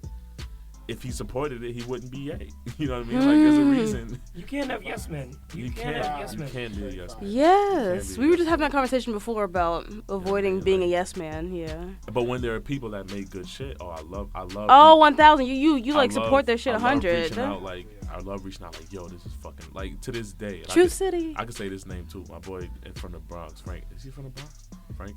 Yeah, Frank is from the Bronx. There's a rapper named Frank Rams. Oh, okay. Rams? Oh, he'll be in here in December. Yo, this dude, I tell him all the time, like, yo, you're probably the best rapper in New York right now. John Lennon. Like, this motherfucker can rap his ass off. Like, he's one of the few people that I don't like actually go on Apple Music and find that will rap a verse and I'll just be like, did I just what? Like, I'll run like his lyric game is just so tight. It's ridiculous. Like, it's ridiculous. And I always tell him, you know what I mean? But if he makes something bad, I'm not gonna be like, yo, this is amazing. Like, no, I'll be like, yo, this is not good. And dead ass though, like, you need to. We'll still be cool. You know what I mean? Like, it won't be an issue. Because you're not doing anyone a favor by lying to them. Because you know what? He's gonna believe you, and he's gonna take that song to someone more important, quote unquote, and he's gonna get his heart broken. You know what I mean? So. Just be honest. You know, like what you like. Go back in the lab and fix. You know what I'm saying? Or yeah. I hear that. All right, so we gotta run to a quick commercial break. When we come back, we short on time and we have a lot of stuff to get into. But we'll be back. This is the Encore Radio Show. Good morning. Morning. Coming up on a future episode of the Encore Radio Show. Focus on possession. It's a lot of, got a lot of, probably why I'm stressing. Never on a nigga, but these niggas, they be testing. Keep these niggas guessing, I'm a problem, that's no question. I be giving lessons, I'm too much for simple minds. If I wait, I'm wasting time. Make a wish, I make it mine. Wondering why you on my line, but pick up. Cause I ain't on no Hollywood. Left VA, not gone for good. Trying to see what's really good in New York. They say I'm the future coming too short. I'm cancer to the competition, bitch, I'm like some Newports. Game needs me. Giving all y'all female real MCs the heebie-jeebies, and if they talking otherwise, tell them come and see me. And we're back with the Encore Radio Show. So there was a lot of Twitter talk this week. Yeah, there's a lot of Twitter talk this and week something about. was getting you mad about on Twitter. Yeah, man, this Vince Staples thing, man. Time magazine interviews Vince Staples, and they basically the headline for Time magazine: "Meet the rapper who thinks the '90s are overrated." And which is ridiculous, by the way. It's a clickbait. Right? It's ridiculous. Yeah, it's ridiculous. It's totally clickbait. Ridiculous. And everybody ate that shit up. Okay, Too bad he didn't say it. Get him. Meet the rapper who thinks the '90s are overrated on Time magazine is not necessarily that clickbait, especially when he did talk exactly that. He said the 1990s were overrated. That's what he said. He said those words. He never said those words. I don't think. I don't know. Not verbatim. But also keep in mind the word I'm missing, or I didn't include in there, which he Hip-hop. also never said. Hip hop. He never said anything about hip hop. They never said anything about hip hop. They said rap artists, but they never said anything about 90s era rap, golden era, boom bap, none of that.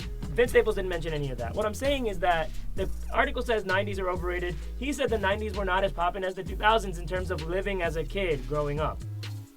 Which is a fair assessment. Which is for his someone- opinion, and I disagree for someone with, who was actually, born but- in the '90s, who ain't really start listening to He was music 6 until- years old in 2000. That's what I'm saying. So Like- I can understand.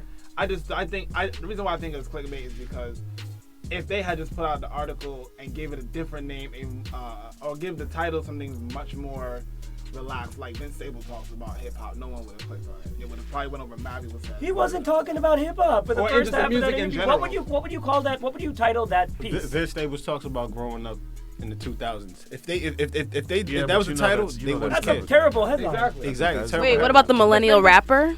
Would that have? Well, probably not as much Millennial as Rapper that. Is another. It's a good title. But that would yeah. have been sparked as much conversation. I think. But it was what I'm methodical saying. what they did though, what they chose to get as many clicks as possible. So what happens is, I wake up and I see Noriega's like, it's such an idiotic statement, and I could tell that he didn't watch it. Mind you, I didn't know. I'm like, oh shit, this nigga Vince is wild. He talking about the 90s and He shit. said, I think Noriega said, favorite rapper, Lil Bow Wow, I get it, or some shit. Yeah, but if you watch the interview, if you watch the interview, or if you ever watch any interview or heard Vince Staples talk anything, you can tell, like, you can sense the sarcasm, you can sense the, like. Oh, he's a master troll. Yo, he like everything. You can't really. You could take certain things he said seriously, but like it's easy to pick apart. But if you watch the interview, you know that. He never said Lil Bow Wow is his favorite rapper. He said and I was. Yeah, No. it was. Oh, did he say He was? said No. was. Because in 2013, I did the interview for Complex, who was Vince Staples.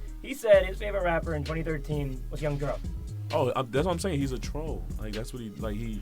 Now he said that and then I was going through the timeline and That's a somebody was good like, favorite "Yo, rapper to have. Lil Bow Wow, your favorite rapper?" How that? He's like, "Nigga said I was 6 years old, nigga. Yeah. He was young. I was young. He could rap and he looked like me. Like he was a couple years older than me. Like, you know what I'm saying? Like, I can relate to that though. That's what I'm saying. I didn't give a shit about rap until like 2006. Yeah, same. 2006. When I started listening to That's rap, when I started was high school. was I mean, I always listened to it, but I I didn't. thought I was late. Damn. Okay. I was didn't- late too though. I didn't start listening to I rap until like started- 2001. I started Okay. I started listening to I was it. 14. Like I had favorite songs like the Outkast, Hey Ya, and all that. I used to like the Baja Man, Who Let the Dogs Out. It was rap to me. No one claimed his name. It was as close as I came to really loving rap. You know what Yeah, I I'm guess saying? so. I mean, if that's what it is, then yeah, that shit was lit. Before high school, you know what I'm saying? But like I didn't like. Obviously I went back and I did research and I binge listened to all these classic 90s albums and all this shit. he thinks Reasonable Doubt is overrated. We can get to that. But you know what though? I'm glad you actually said that. I'm gonna let that go. I'm gonna say this. Okay, so right now, hip hop is what, like 30 some odd years, 40 some odd years. 40 easy. Okay, right. A very young genre, and it's not even. It's not okay. So rock. I don't think there is another culture that is as influential in the history of music aside from hip hop. There's a hip hop culture that, I mean, so many things bloom out of it. really. So you could argue that jazz spawned Right. hip hop, and therefore jazz is the most influential genre of music of all time. But I mean, that's an argument you can make. Right? yeah, man, that's like saying 1 plus. I mean, yeah, 1 plus 1 equals 2. So 1 of course has a place in every single number after that. Yeah, Right, right. it's I get what you're saying though. Yeah, It's a yeah, very yeah. Forward-driven, like pop culture-driven genre. music Exactly. that's yeah. Fair enough. So what are the boundaries of hip hop? Being that is such a young genre, hip hop has obviously many different faces, but we do kick out some genres, or we don't really respect some genres just to protect the sanctity of the boom bap. So when are we gonna start embracing, or should we even start embracing this differing styles? 2015 definitely was one where we saw a lot of differing styles come out. Particularly if we have to mention him, Fetty Wap, and his different style. But then, I mean, there are styles that have been around for a long time, like grime in the UK. So, are we going to get to a place where we can truly embrace the offspring or the multiple offsprings of hip hop? I mean, I don't know what we're waiting for. Like, honestly, I mean, it's like, every generation, every decade, every era, you're given more and more reason to just shut up and listen. Like Kanye, Drake, Khari, Kendrick, Cole. I mean, these are all people that maybe 10, 15 years ago no one would really give a shit about, and now they're running the game. You know what I mean? So it's like, I work with a couple of 40, 45-year-old men that are so close-minded. It's incredible. Like, I mean, the very things that they used to justify when they were in their 20s is now suddenly doesn't make sense. It's impure. It's all this other shit. It's like when I go back and I listen to some of these 90s records, like, some of them suck, yo. Like, and I get it, because you know what? Hip hop, like I said, is subjective. You know what I mean? Like, a song that sounded amazing in 1997 is not going to sound like anything now. But if you were 24 in 1997 and you were struggling and you were hustling and you had a baby mama that kept calling you, one of these old LL Cool J songs is gonna sound like the motherfucking national anthem to you. You know what I'm saying? But when I listen to it, I'm like, okay, next, bring on Young Thug. You feel me? Like, that is what it is. Like, everything is subjective. So I think you just have to kind of do your history. Not just that, but like, I mean, it's like, it's kind of hard to explain. I think the most important thing is just to remember that there's no rubric on how to be an artist. You know what I mean? You don't. Or a fan. Right. Here's the thing. Hip hop is a genre of music, and music is tied to your emotions. In any genre, hip hop is an emotion. Music is an emotional thing. Music is something that you feel. It's not something that you can't read. I mean, you can read notes, but you can't read a song the way you like, read a book. It's just, and reading a book has emotions, whatever. But anyways, music is very emotional, or subjective. Yeah. And it makes you feel a certain type of way.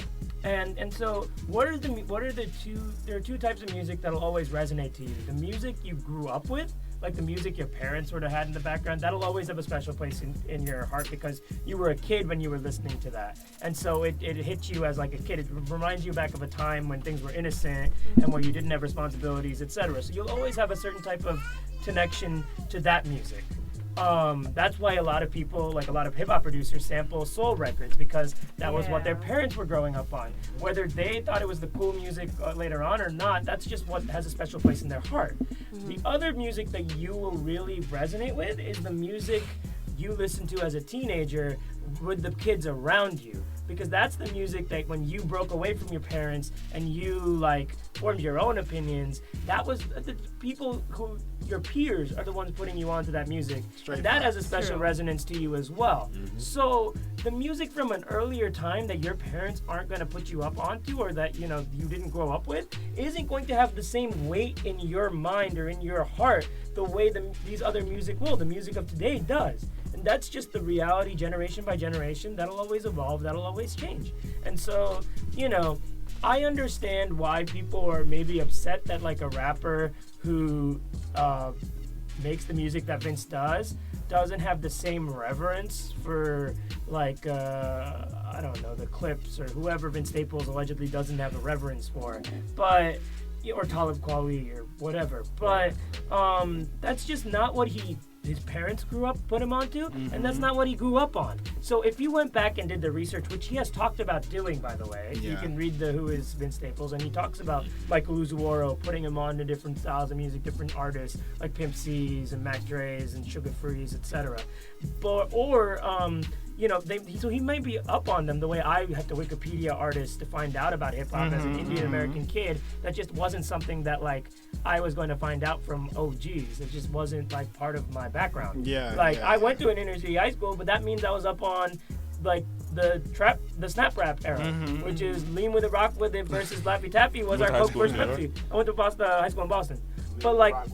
Lean With It, Rock With It was my choice. I didn't really mess with Laffy Taffy like that. The hot song that summer was What You Know About That, T.I. That just is what it is. When that song comes on, when those records come on, that's going to have a place in my heart. I will always play that at a party. Straight facts. That's what I like. And on the flip side of that, I grew up on Bollywood music. I didn't grow up on soul music. So Marvin Gaye is dope, and I'll never disrespect the legacy of like Nina Simone, Marvin Gaye, Luther Vandross, all that.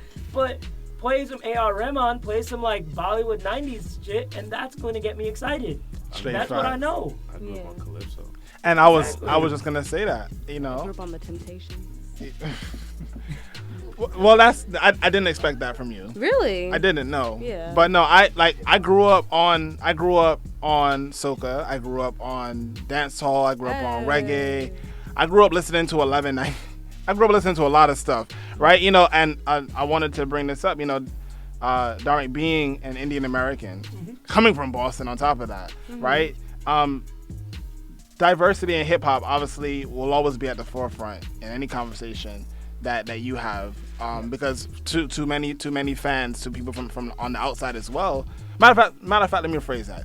To people specifically on the outside of hip hop who don't know the hip hop fan base, they will look at you as an outsider. Do you think why do you think that even happens? Matter of fact, exactly, and he is more of an insider than they are. Here's the thing. So the name Dharmic X comes from both where I'm from and what hip hop is. Okay. The X in it specifically is a reference to Malcolm X. It's a reference to the idea of lost identity, but it's also a you to the fact that hip hop is black culture. Hip hop will always be black culture, and there is no way around that. That is what it is. Like that is you can't take that away from hip hop. There can be frat rap, there can be other lanes and spaces of rap, but it's all derived from the fact that hip hop is black culture. So yes, there will always be sort of a part of my identity within hip hop as like kind of an outsider's perspective. That's fine, because that just is the reality of the situation. But as part of being that outsider, it means doing, and if you want to be a part of it, the way I've wanted to be a part of it, then you've done your homework. You have to have respect for the OGs who came through. You have to have done your research and understand the importance of Smith & Wesson or the importance of 8-Ball and MJG back in the 90s and from Memphis. You have to do your history and understand all the music and listen to it and talk to the people who came from that era and sort of pay that homage, particularly in like a media sense, not so much as an artist. Yeah. That's the other thing too, right? Like an artist like Vince Staples, he's not going to be listening to music all the time if he's making his own music, because that's just not what artists listen to other genres of music to get inspired, or artists don't listen to any music to get inspired. Yeah. They're not going to be listening to other rappers to like write rap songs. Like that's not how it works. That's how you bite flows. Yeah, that's how people accuse you of copying other people. So he's probably not listening to that much, music. So, or like rap music like that. And that's not his job. For media people, for people whose job is to write about it, or for people who want to be a part of the game itself and aren't artists, then yeah, you probably should do your research and know what's going on and know the backstories to it. You'll never fully have, like, there are guys like Dart Adams, right? An OG from Boston. Like OG, just OG. I just started following him, actually. He's the big homie. Every time I go back to Boston, I'll try to meet him because he's got great, but he's been around for a long time. So he remembers things in a more visceral way than I ever will just reading something off Wikipedia. Facts. And he's entitled to that, and I'll never have that experience.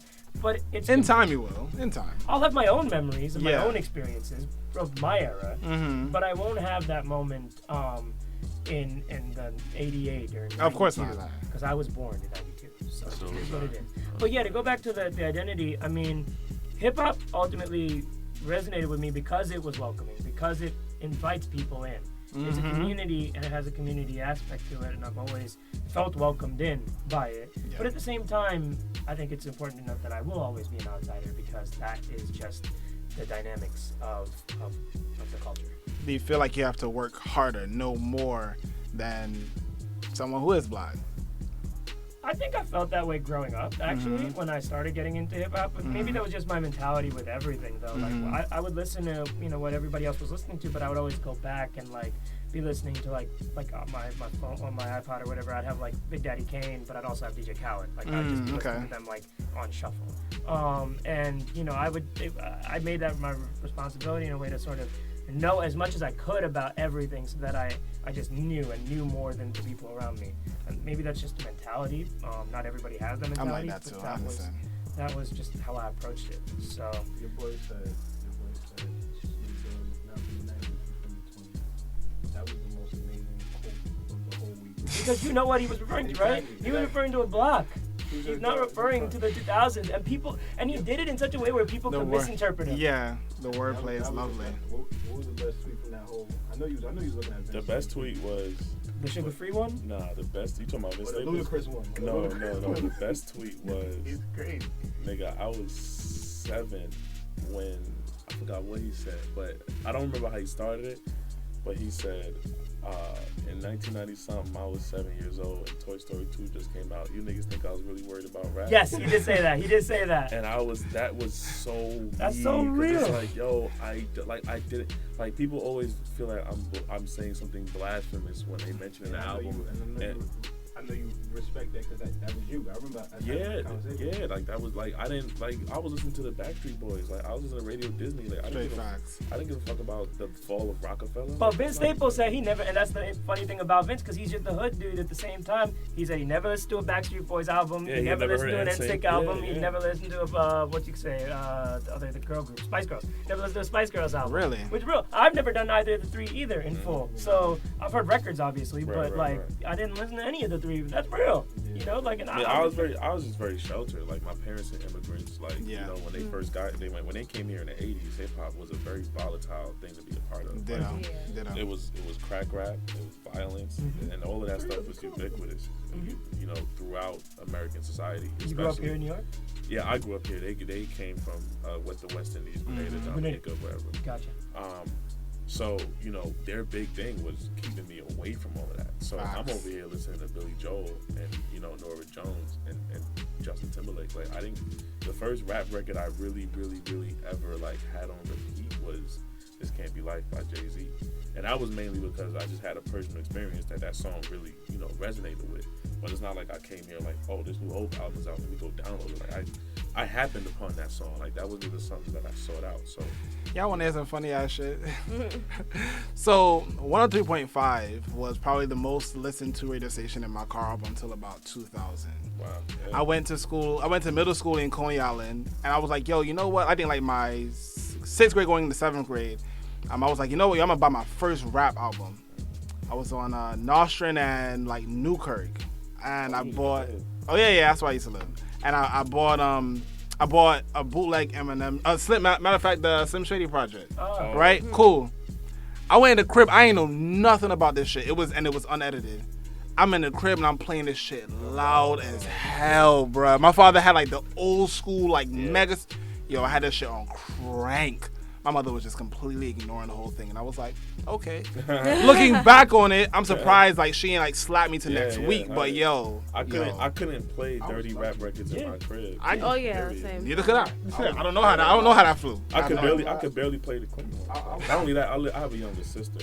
Me too. So when I was really discovering that stuff, she was like 11, 10. She didn't be hearing, fuck these bitches and shit like that. You know what I'm saying? My brother was 5. I'm 9 years older than my brother. Yeah. Oh wow. Yeah.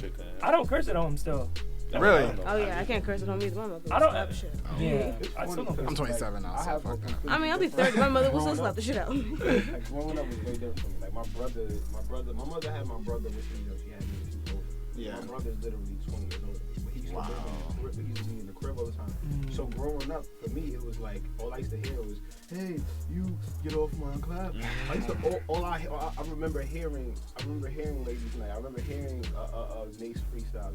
I grew up into it. It wasn't like I wanted to do this. I didn't care about it, but it's like damn.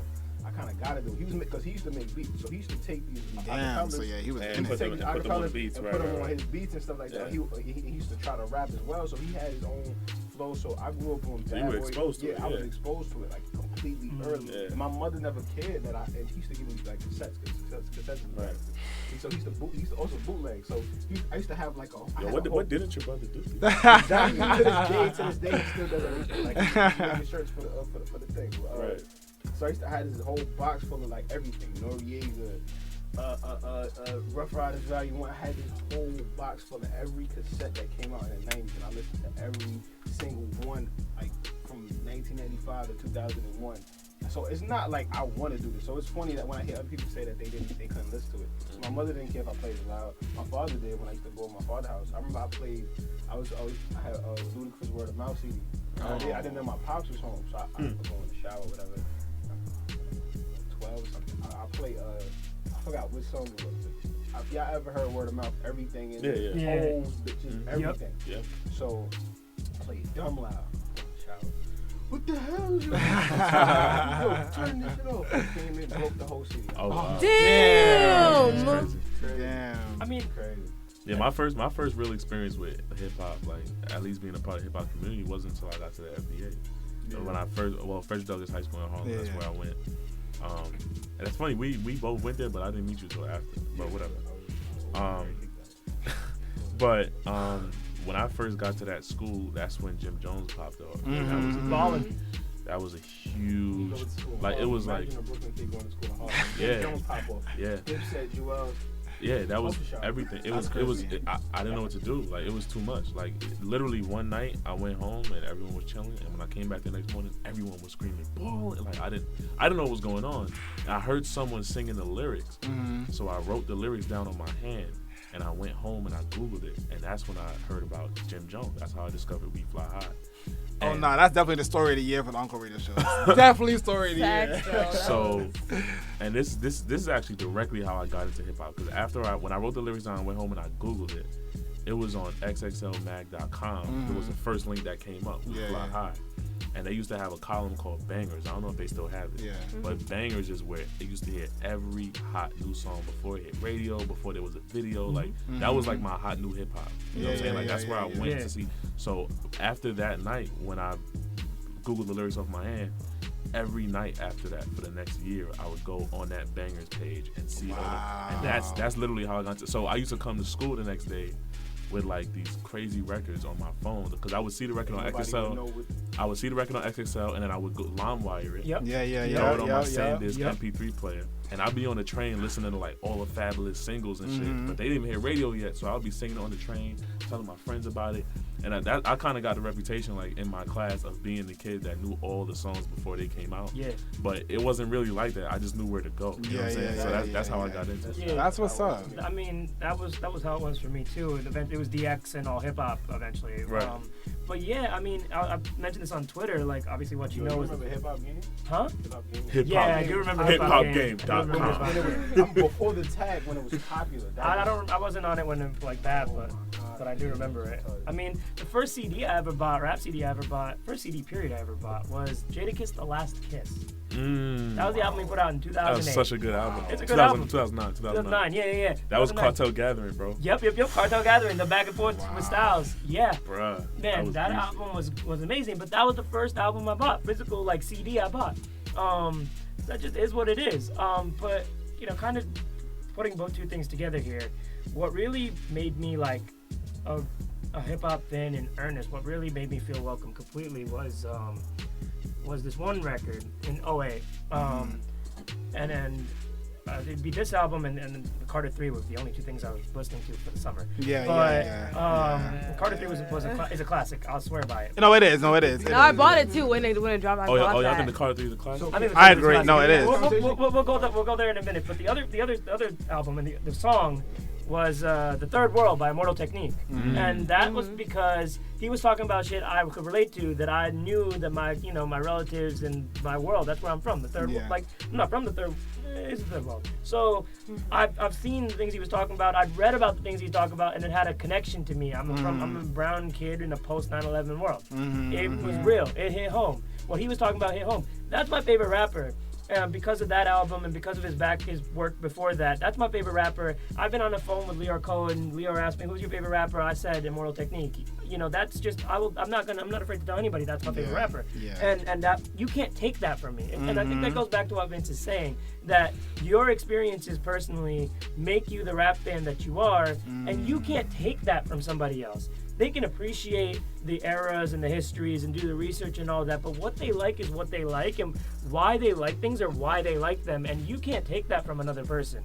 And that's all he was saying. Like, Lupe was amazing. That's how what you're saying is how I feel. Yeah, exactly. So you just can't take that personal connection to an artist away. Like, that'll always be my favorite rapper. I mean, maybe people will argue about Jay-Z versus Nas or whatever, and I'm part of those arguments, and I love both of them, whatever. But my favorite rapper is Immortal Technique, and I will always go to Immortal Technique before I go to somebody else. That's what it is. Basically, people love who you love and be proud of it. Exactly. Yo, my whole thing for real though is Kendrick hit the Encore. That's why I want to say hit Encore. That's it. Oh yeah. I did see that. That was dope. Great. That was dope. That was dope. That was pretty excellent. You can like whatever you want to like, man. That's the whole base for the conversation. That's what's dope. But Carter 3 is not, bro. It's good. Carter 3 is classic. I don't It's good, think but Carter it's 3 is a great. classic. Why do you say it's not a classic? Because it's like the songs on there I do not like at all. Like it's really like some of the worst songs. I don't like. I don't. Some like, of the worst songs I don't like though. what's the shit? Mr. Clean. What he said. Mr. Carter? Is that Mr. Carter? He said something like something about bald heads and Mr. Clean. I'll have to go back and look at the whole track. But I'm not even listening to like what? I'm not gonna remember it off the top. Nah, I like La La La. It was. I forgot how this. Well, you're not the same Martian. That one. Yeah, that shit. Phone home. Yeah, like shit like that. Oh, like come on. Phone home, Weezy. But That was a banger. That was a banger, see? Then there's certain shit on there like Let the Beat Build in the intro. Oh, that's a classic, Other right? shit Oh, like, that is a classic. Oh, Let the Beat You know Build. what I'm saying? Like, come on. Like, You ain't got nothing on me? That you ain't got I yo. don't even like none of them. What? You don't like I like Fat Verse. What? I like Fat Verse. And Joel this is how killed that music- Your shit too. face right now. And you this is like, how music is what? subjective, basically. get you 3, 4, Uh-huh. get you like the number after one number get me. Yes, That's Weezy F But you. so you think his verse Mercedes is harder than Fab? don't, my money don't So fold here's the all thing, right? bands. As a Mercedes- body of work, it goes beyond the bars. It goes into records, and that is the pinnacle Oh, yeah, that song of is Lil crazy. Wayne on a creative end, in my opinion, because that's the peak Lil Wayne. Because there was maybe people will argue, you know, there were better projects, better mixtape projects, better albums. Carter 3 might be better than Carter 3, maybe, but Wayne was going in an upward trajectory, right? Carter 3 is the peak of that trajectory in terms Fair of enough. commercial Lollipop on approval. Huh? Yeah, it is. Lollipop's on there. And also that isn't that on Get Money's on there. I love Get Money. I don't like Get Money at all. I didn't like Lollipop, but I knew what Lollipop I was the love minute I heard it. Yeah, Like, right, when I heard it, right. it was like, I don't like that. Oh, the remix is next level. Kanye killed that. The Doritos. Oh, yes. Nacho cheese, bro. Yo, Wildcats killed that. The Doritos. Oh, that was low. What a low blow. Oh, man. Harlem motherfuckers don't want to give me credit. But nah, so like, I mean, I the minute I heard Lollipop, I knew what it was. Yeah. But I knew it wasn't for me. But everything after that, he's in my opinion, never competed with Carter 3. So that's why Yeah, I I thought the agree. peak. Well, I thought that I album agree. was a classic. My Carter favorite 3. Lil Wayne album is Carter. I get what Carter 2. I get why people say that Carter 3 is a classic. To me, it didn't mean as much as Carter 2. Okay. Maybe that's why I don't see it as a I feel classic. that. Like, I feel like it was. I mean, it was obviously a great album, and it was a concerted and successful pop effort. Like, I'd never seen. I can't remember an artist so quickly going successfully from super boom bap rap to pop that quickly from one album to the next. Like, that was crazy. But at the same time, I don't know. There's something. Carter 2 is better than Carter 1, bro. I think the difference between the two. Carter 1 had. Get this guy. I think that the difference between Carter 1, 2, and 3 is that you could see how much more people began to respect not just him, but respect his style and the overall style of Southern rap. So. BMJR? Did you ever hear Birdman Jr.? Yeah. Of course, yeah. Murder Capital. I lived in North Carolina. I had no choice. Yo, my nigga, Carter, the mob was on Carter 2. This conversation is over. And I will tattoo the mob on my Money on My arm, Mind and Hustle Music are also on Carter 2. Money on My Mind is like, Money on My Mind was like, bro, the mob, of that bro, year. the mob, But you gotta say, Money on My Mind. I remember. I feel Everybody's you. MySpace page said, I feel you, I'm beloved. something like a star, bitch, when you see me make a wish. Everybody thought they was a star because of that. I feel you. I feel you. You remember? You was there for it. I feel you, beloved. Happened in But Cali too. So okay. the mob is like one of the most influential verses I've ever heard in my life of any genre. Like I'll take the mob. I'll take the mob over the first verse. He did. Yep, Nicky Not a good Halstead kid. allegedly, a few others. Oh yeah, Gilly. But Gilly nigga Beckham, he sound Gilly. Shirt softer than Gilly. But Bruh. The mob. The mob. But I'll take the mob over like the first verse on In the Air Tonight. if I feel there's confident. one Kanye song, Lil Wayne song, and Drake song, because we had this conversation earlier. Okay. That if there's one verse that you will never let somebody say someone else wrote from, even if it's on paper, if there's one verse from all three of them artists, what's the verse? Well, I would say the mob, Lil Wayne. If someone tells me someone else not named Lil Wayne had anything to do with that verse, I'm done with this whole. But I wouldn't believe it. I'm quitting my job. I'm done with this whole. I'm getting up from here. Like it's not. Wow. There's certain things that you just can't. It's too late. Yeah. You know what I'm saying? It's too late. Yeah. Like I I already understand turned. that. You only turned 21 once. Actually, That was your chance. I was thinking about Like- family. Right? So wait, it's one verse from each of the artists. The reason why I asked the question is because I was thinking about Granny Can. I'm like, there's no way in. No. When I was Someone- making a joke about Yeah. consequence. I'm like, there's Yeah, no way no, in there's- hell somebody else wrote Grammy. I mean, I'm I don't partial. want people to. I'm partial to Grammy family, but if there's a Kanye verse that I really would not let someone take from me, is Gone. The first and last verse on Gone. The whole song for me. There's no way. Like when he said, "Oh man, I can't remember the fucking part." But I mean, but see, here's the thing. Like in other genres of music, a songwriter, like people have written songs Yeah, about the but deaths rap- of other yeah. people's dads and moms and but things you- like that. They've yeah. like the whole emotion comes from the artist, but that doesn't mean he wrote the verse. Yeah, but you know, It doesn't rap, matter. you know, rap is Nah. different. It's much different. You know, It's rap- much rap- different. Rap is rap. Words matter more in rap than in any other genre ever. I know there You was a what I'm whole saying? Nas controversy with Jay that Electronica, and I'm but- not gonna get into that. But if somebody told me, I think if somebody told me that rappers are monkey flipping with the funky rhythm, if that somebody told me that was like Large Professor wrote that or some shit, then that might be down. Yeah, exactly. Yeah. There's always that one verse. Like for Ye, it would be Gone. For Wayne, it would be Mob. And for Drake, it'd probably be Say What's Real. Someone told me someone else wrote Say What's Real. I'm totally done. Like totally. Like my sister came and listened to Drake. I don't do. You don't have it for I don't No, have it for I Drake. don't. I don't think I have it. Say What's Real. Just Say What's Drake- Real just meant so much to For me. Drake, I would do what's this shit called? You like the weirdest verses from people. I'm always fascinated. Some preheated oven. Like he blacked on that whole entire song. I forgot what it was though. I forgot how this shit go. He like this is. And that's why I don't do verses how like can, that. 'Cause I can't remember the whole. If I can't remember the whole thing, I don't want to talk about it. If I can't remember the shit from start to finish, I don't want to talk about it. Why? Since I used to like really like do shit, so like if I remember the beginning of it, I could give you the whole verse. I just can't. I can never remember the beginning, and I always want to hire a specific bar, and I never could get to the beginning. Dreams Money Goodbye. That's what it was. If somebody told me that, Really? If somebody told me that somebody wrote that verse, Oh, that wasn't even that great. what? The whole. Push Write T, it down. Dreams Money Can Buy, Write it greater down. than Drake. Absolutely. Dreams Money Can Buy. Write it down. Write down the lyrics for Dreams Money Goodbye. Nah, that wasn't Write that it great, down. bro. No, write it I remember. down I and read listened. it. That was- No, don't rap it. Read it. That was the joint where he sampled Jai Paul. Don't fuck with me. Yeah. Really? That's I'm exactly. telling you, Dreams Money Goodbye. Push D version greater than Drake version. Oh yeah, the swag don't match the sweaters. Yeah. Yeah. Oh yeah. Yeah. Push a Push a. his body that shit. Push T's one of those rappers where it's like You know that's my favorite. he's so great, he's not mentioned in anything, and it gets me so upset because it's like. Well, that's people.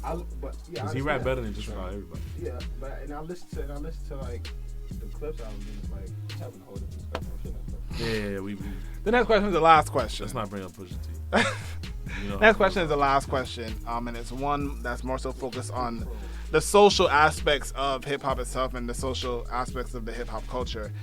Has hip hop done enough for the black movement this year? Talking not just artists, not just stars, down all the way down to the execs. Well, ain't no black execs, so we can just do that. I mean, there are black people in executive positions, but like. But it's a different standard. Well phrased. Yeah, no black execs. Well phrased. Yeah. Yeah. I mean, it's like I said. This is not just. This goes similar to the argument we were having about women. It's not just a genre question. It's kind of a people and society question. Absolutely. No, I agree 100%. Hip hop is always going to mirror. Hip hop is the voice of the youth. Mm-hmm. It's always going to mirror what youth everywhere are doing, whether you listen to rap or not. So. I think it's really just. I don't know how much is enough. It's that's really, to me, like I love what J. Cole did earlier this year. He made me a fan. I wasn't. Yeah, I did not listen to J. Cole that before. I try not to judge rappers based on what they do. Politically, just because sometimes it's just not fair. You know what I mean? People like to get on Young Thug because he makes a lot of controversial comments. He was on a red carpet one time, and I think he said, "I'll leave that to the politicians" or something like that. Yeah. And it was bad to say in that moment on that stage. It was distasteful given the climate, but I didn't go home and delete Young Thug off my computer because he said that. Yeah, I don't want to hear Young Thug talk about politics. Exactly. I know because I listen to him so much and I follow his career. I know what Young Thug comes from. I know what his reality is. And it's not a reality that confers him the opportunity to speak on some of these issues. Mm-hmm. You know what I mean? Young Thug is as much a victim of the very things that, we're trying to protect our youth against as anybody. Yeah. Yeah. So, why would you want him to be your spokesman, right? Now, sure, he shouldn't be the one denouncing it necessarily on national TV, but the alternative is not for him to get up there in a suit and tie and say, Black Power. Everyone has to just be who they are and play their role. He can silently support whatever. I don't think any sane person would think that Young Thug is against the Black Lives Matter. Yeah. You know what I mean? But the reality of it is that he's not going to be the guy on your front lines, and there's nothing wrong with that. That's the way the world has been for hundreds of years. There were so many people that wanted to abolish slavery. They weren't the ones, signing the Emancipation Proclamation. That's just what it is. You know what I mean? So I think, how much is enough is the real question here, and I think you do what you can, and can is relative. Like I said, Thug is not going to be the one, in Washington with Louis Farrakhan. But there, the reports of his conversation with Farrakhan is that Farrakhan really believed that he was a powerful youth with a powerful voice, and he's going to use it for what he uses it for, and that's going to affect people in ways that none of us can really discern yet. But I think everybody's just got to play a role that they believe in. The last thing you want people doing is conforming to what they feel like they should be doing. That's when everything fucks up. That's true. I'd rather have people not doing than people doing what they don't believe in. So I think that's what I leave that. I feel that. I mean, I think if you think about it, hip hop is kind of in a similar position as social media itself, which is to say it's a double-edged sword, right? Social media has brought in a lot of accountability and a sense of justice to pop culture, to society as a whole, with its quick response to certain things like issues of Ferguson, etc. But at the same time, because it is so much going on there, it's a very ADD-based culture. On one minute you're talking about Ferguson, the next minute on social media you're talking about the Kardashian family, about some personal life of a family that lives in California or something. Facts. So I think on the same token, you have guys like Game or other artists who on one minute they're talking about these issues of police brutality, etc., and on the next minute their minds is somewhere else and they're talking about something else and they're using their voice to talk about God knows what. And it just is what it's a reflection of the time we live in. I think there's a lot of people, guys like Killer Mike, who have now exploded into a more mainstream role, having done these festival stages and really taken the next step with the Run the Jewels movement, to use that platform that he's gained to be the sort of spokesperson for these issues and things like that. I think he's done a great job. I think J. Cole, with his part of his whole persona being this everyman, has allowed that to manifest itself in Ferguson in a great way. I think Kendrick, with his music, spoke on things in a very nuanced way and did a great job with his album and the artwork and all of that. And there's a few other examples as well. And I think that all you can do is look for these examples, to continue to do what they do. Beyond that, as Khari pointed out, there just aren't people in power of colored background in these label offices, and business is who said it? Yeah, it was Drake on Versace. Business is strictly financial. Like that is just what it is up there, and so I think getting that to change may be hard, but at the same time, this kind of goes back to the female rappers as well. Some of these things that are very systemic is that the pool is getting wider. The number of artists that can come in is larger because now, there's the pie is split into smaller pieces. So now there isn't going to be the mega star necessarily. There's going to be fewer mega stars. There's going to be a lot of people kind of in the same boat. Yeah. So that creates the opportunity for people of different backgrounds, of different molds, to sort of present themselves. Like people like Action Bronson can exist because it's kind of a new world. Azealia Bankses, etc., can exist because it's a new space. Chance the Rapper, Leaf, etc. And more of these out-of-the-box characters will appear, and so more and more people who don't fit that traditional mold of a Clive Davis or a Lear Cohen will appear in the executive space over time. And I think that's kind of what we're looking for right now, is the idea of the pie changing because of the era that we're in right now. So I think that's all we can hope for, and that's all we can continue to try to encourage. Okay, so we really, these best conversations that we have, there never is enough time to have that, to really sit down and discuss everything. I really want to appreciate you guys both for coming through here. Thank you so much. We're so grateful. As you can tell, my alarm clock is ringing right now. But yeah, man, but yeah, definitely thank you guys for coming in. We definitely have to do another one of these, man. Like, there's so much we could have talked about. We could do this all day. Man, there's so much we could have talked about. But yeah, definitely thank you for coming through. And I guess my closing words is, folks, don't forget that your favorite rapper is probably West Indian. Really though? Good morning. Morning. All right. The Encore Radio Show is an indie creative network production, recorded at Redbird Studio and executively produced by Chris Scope Aesthetic.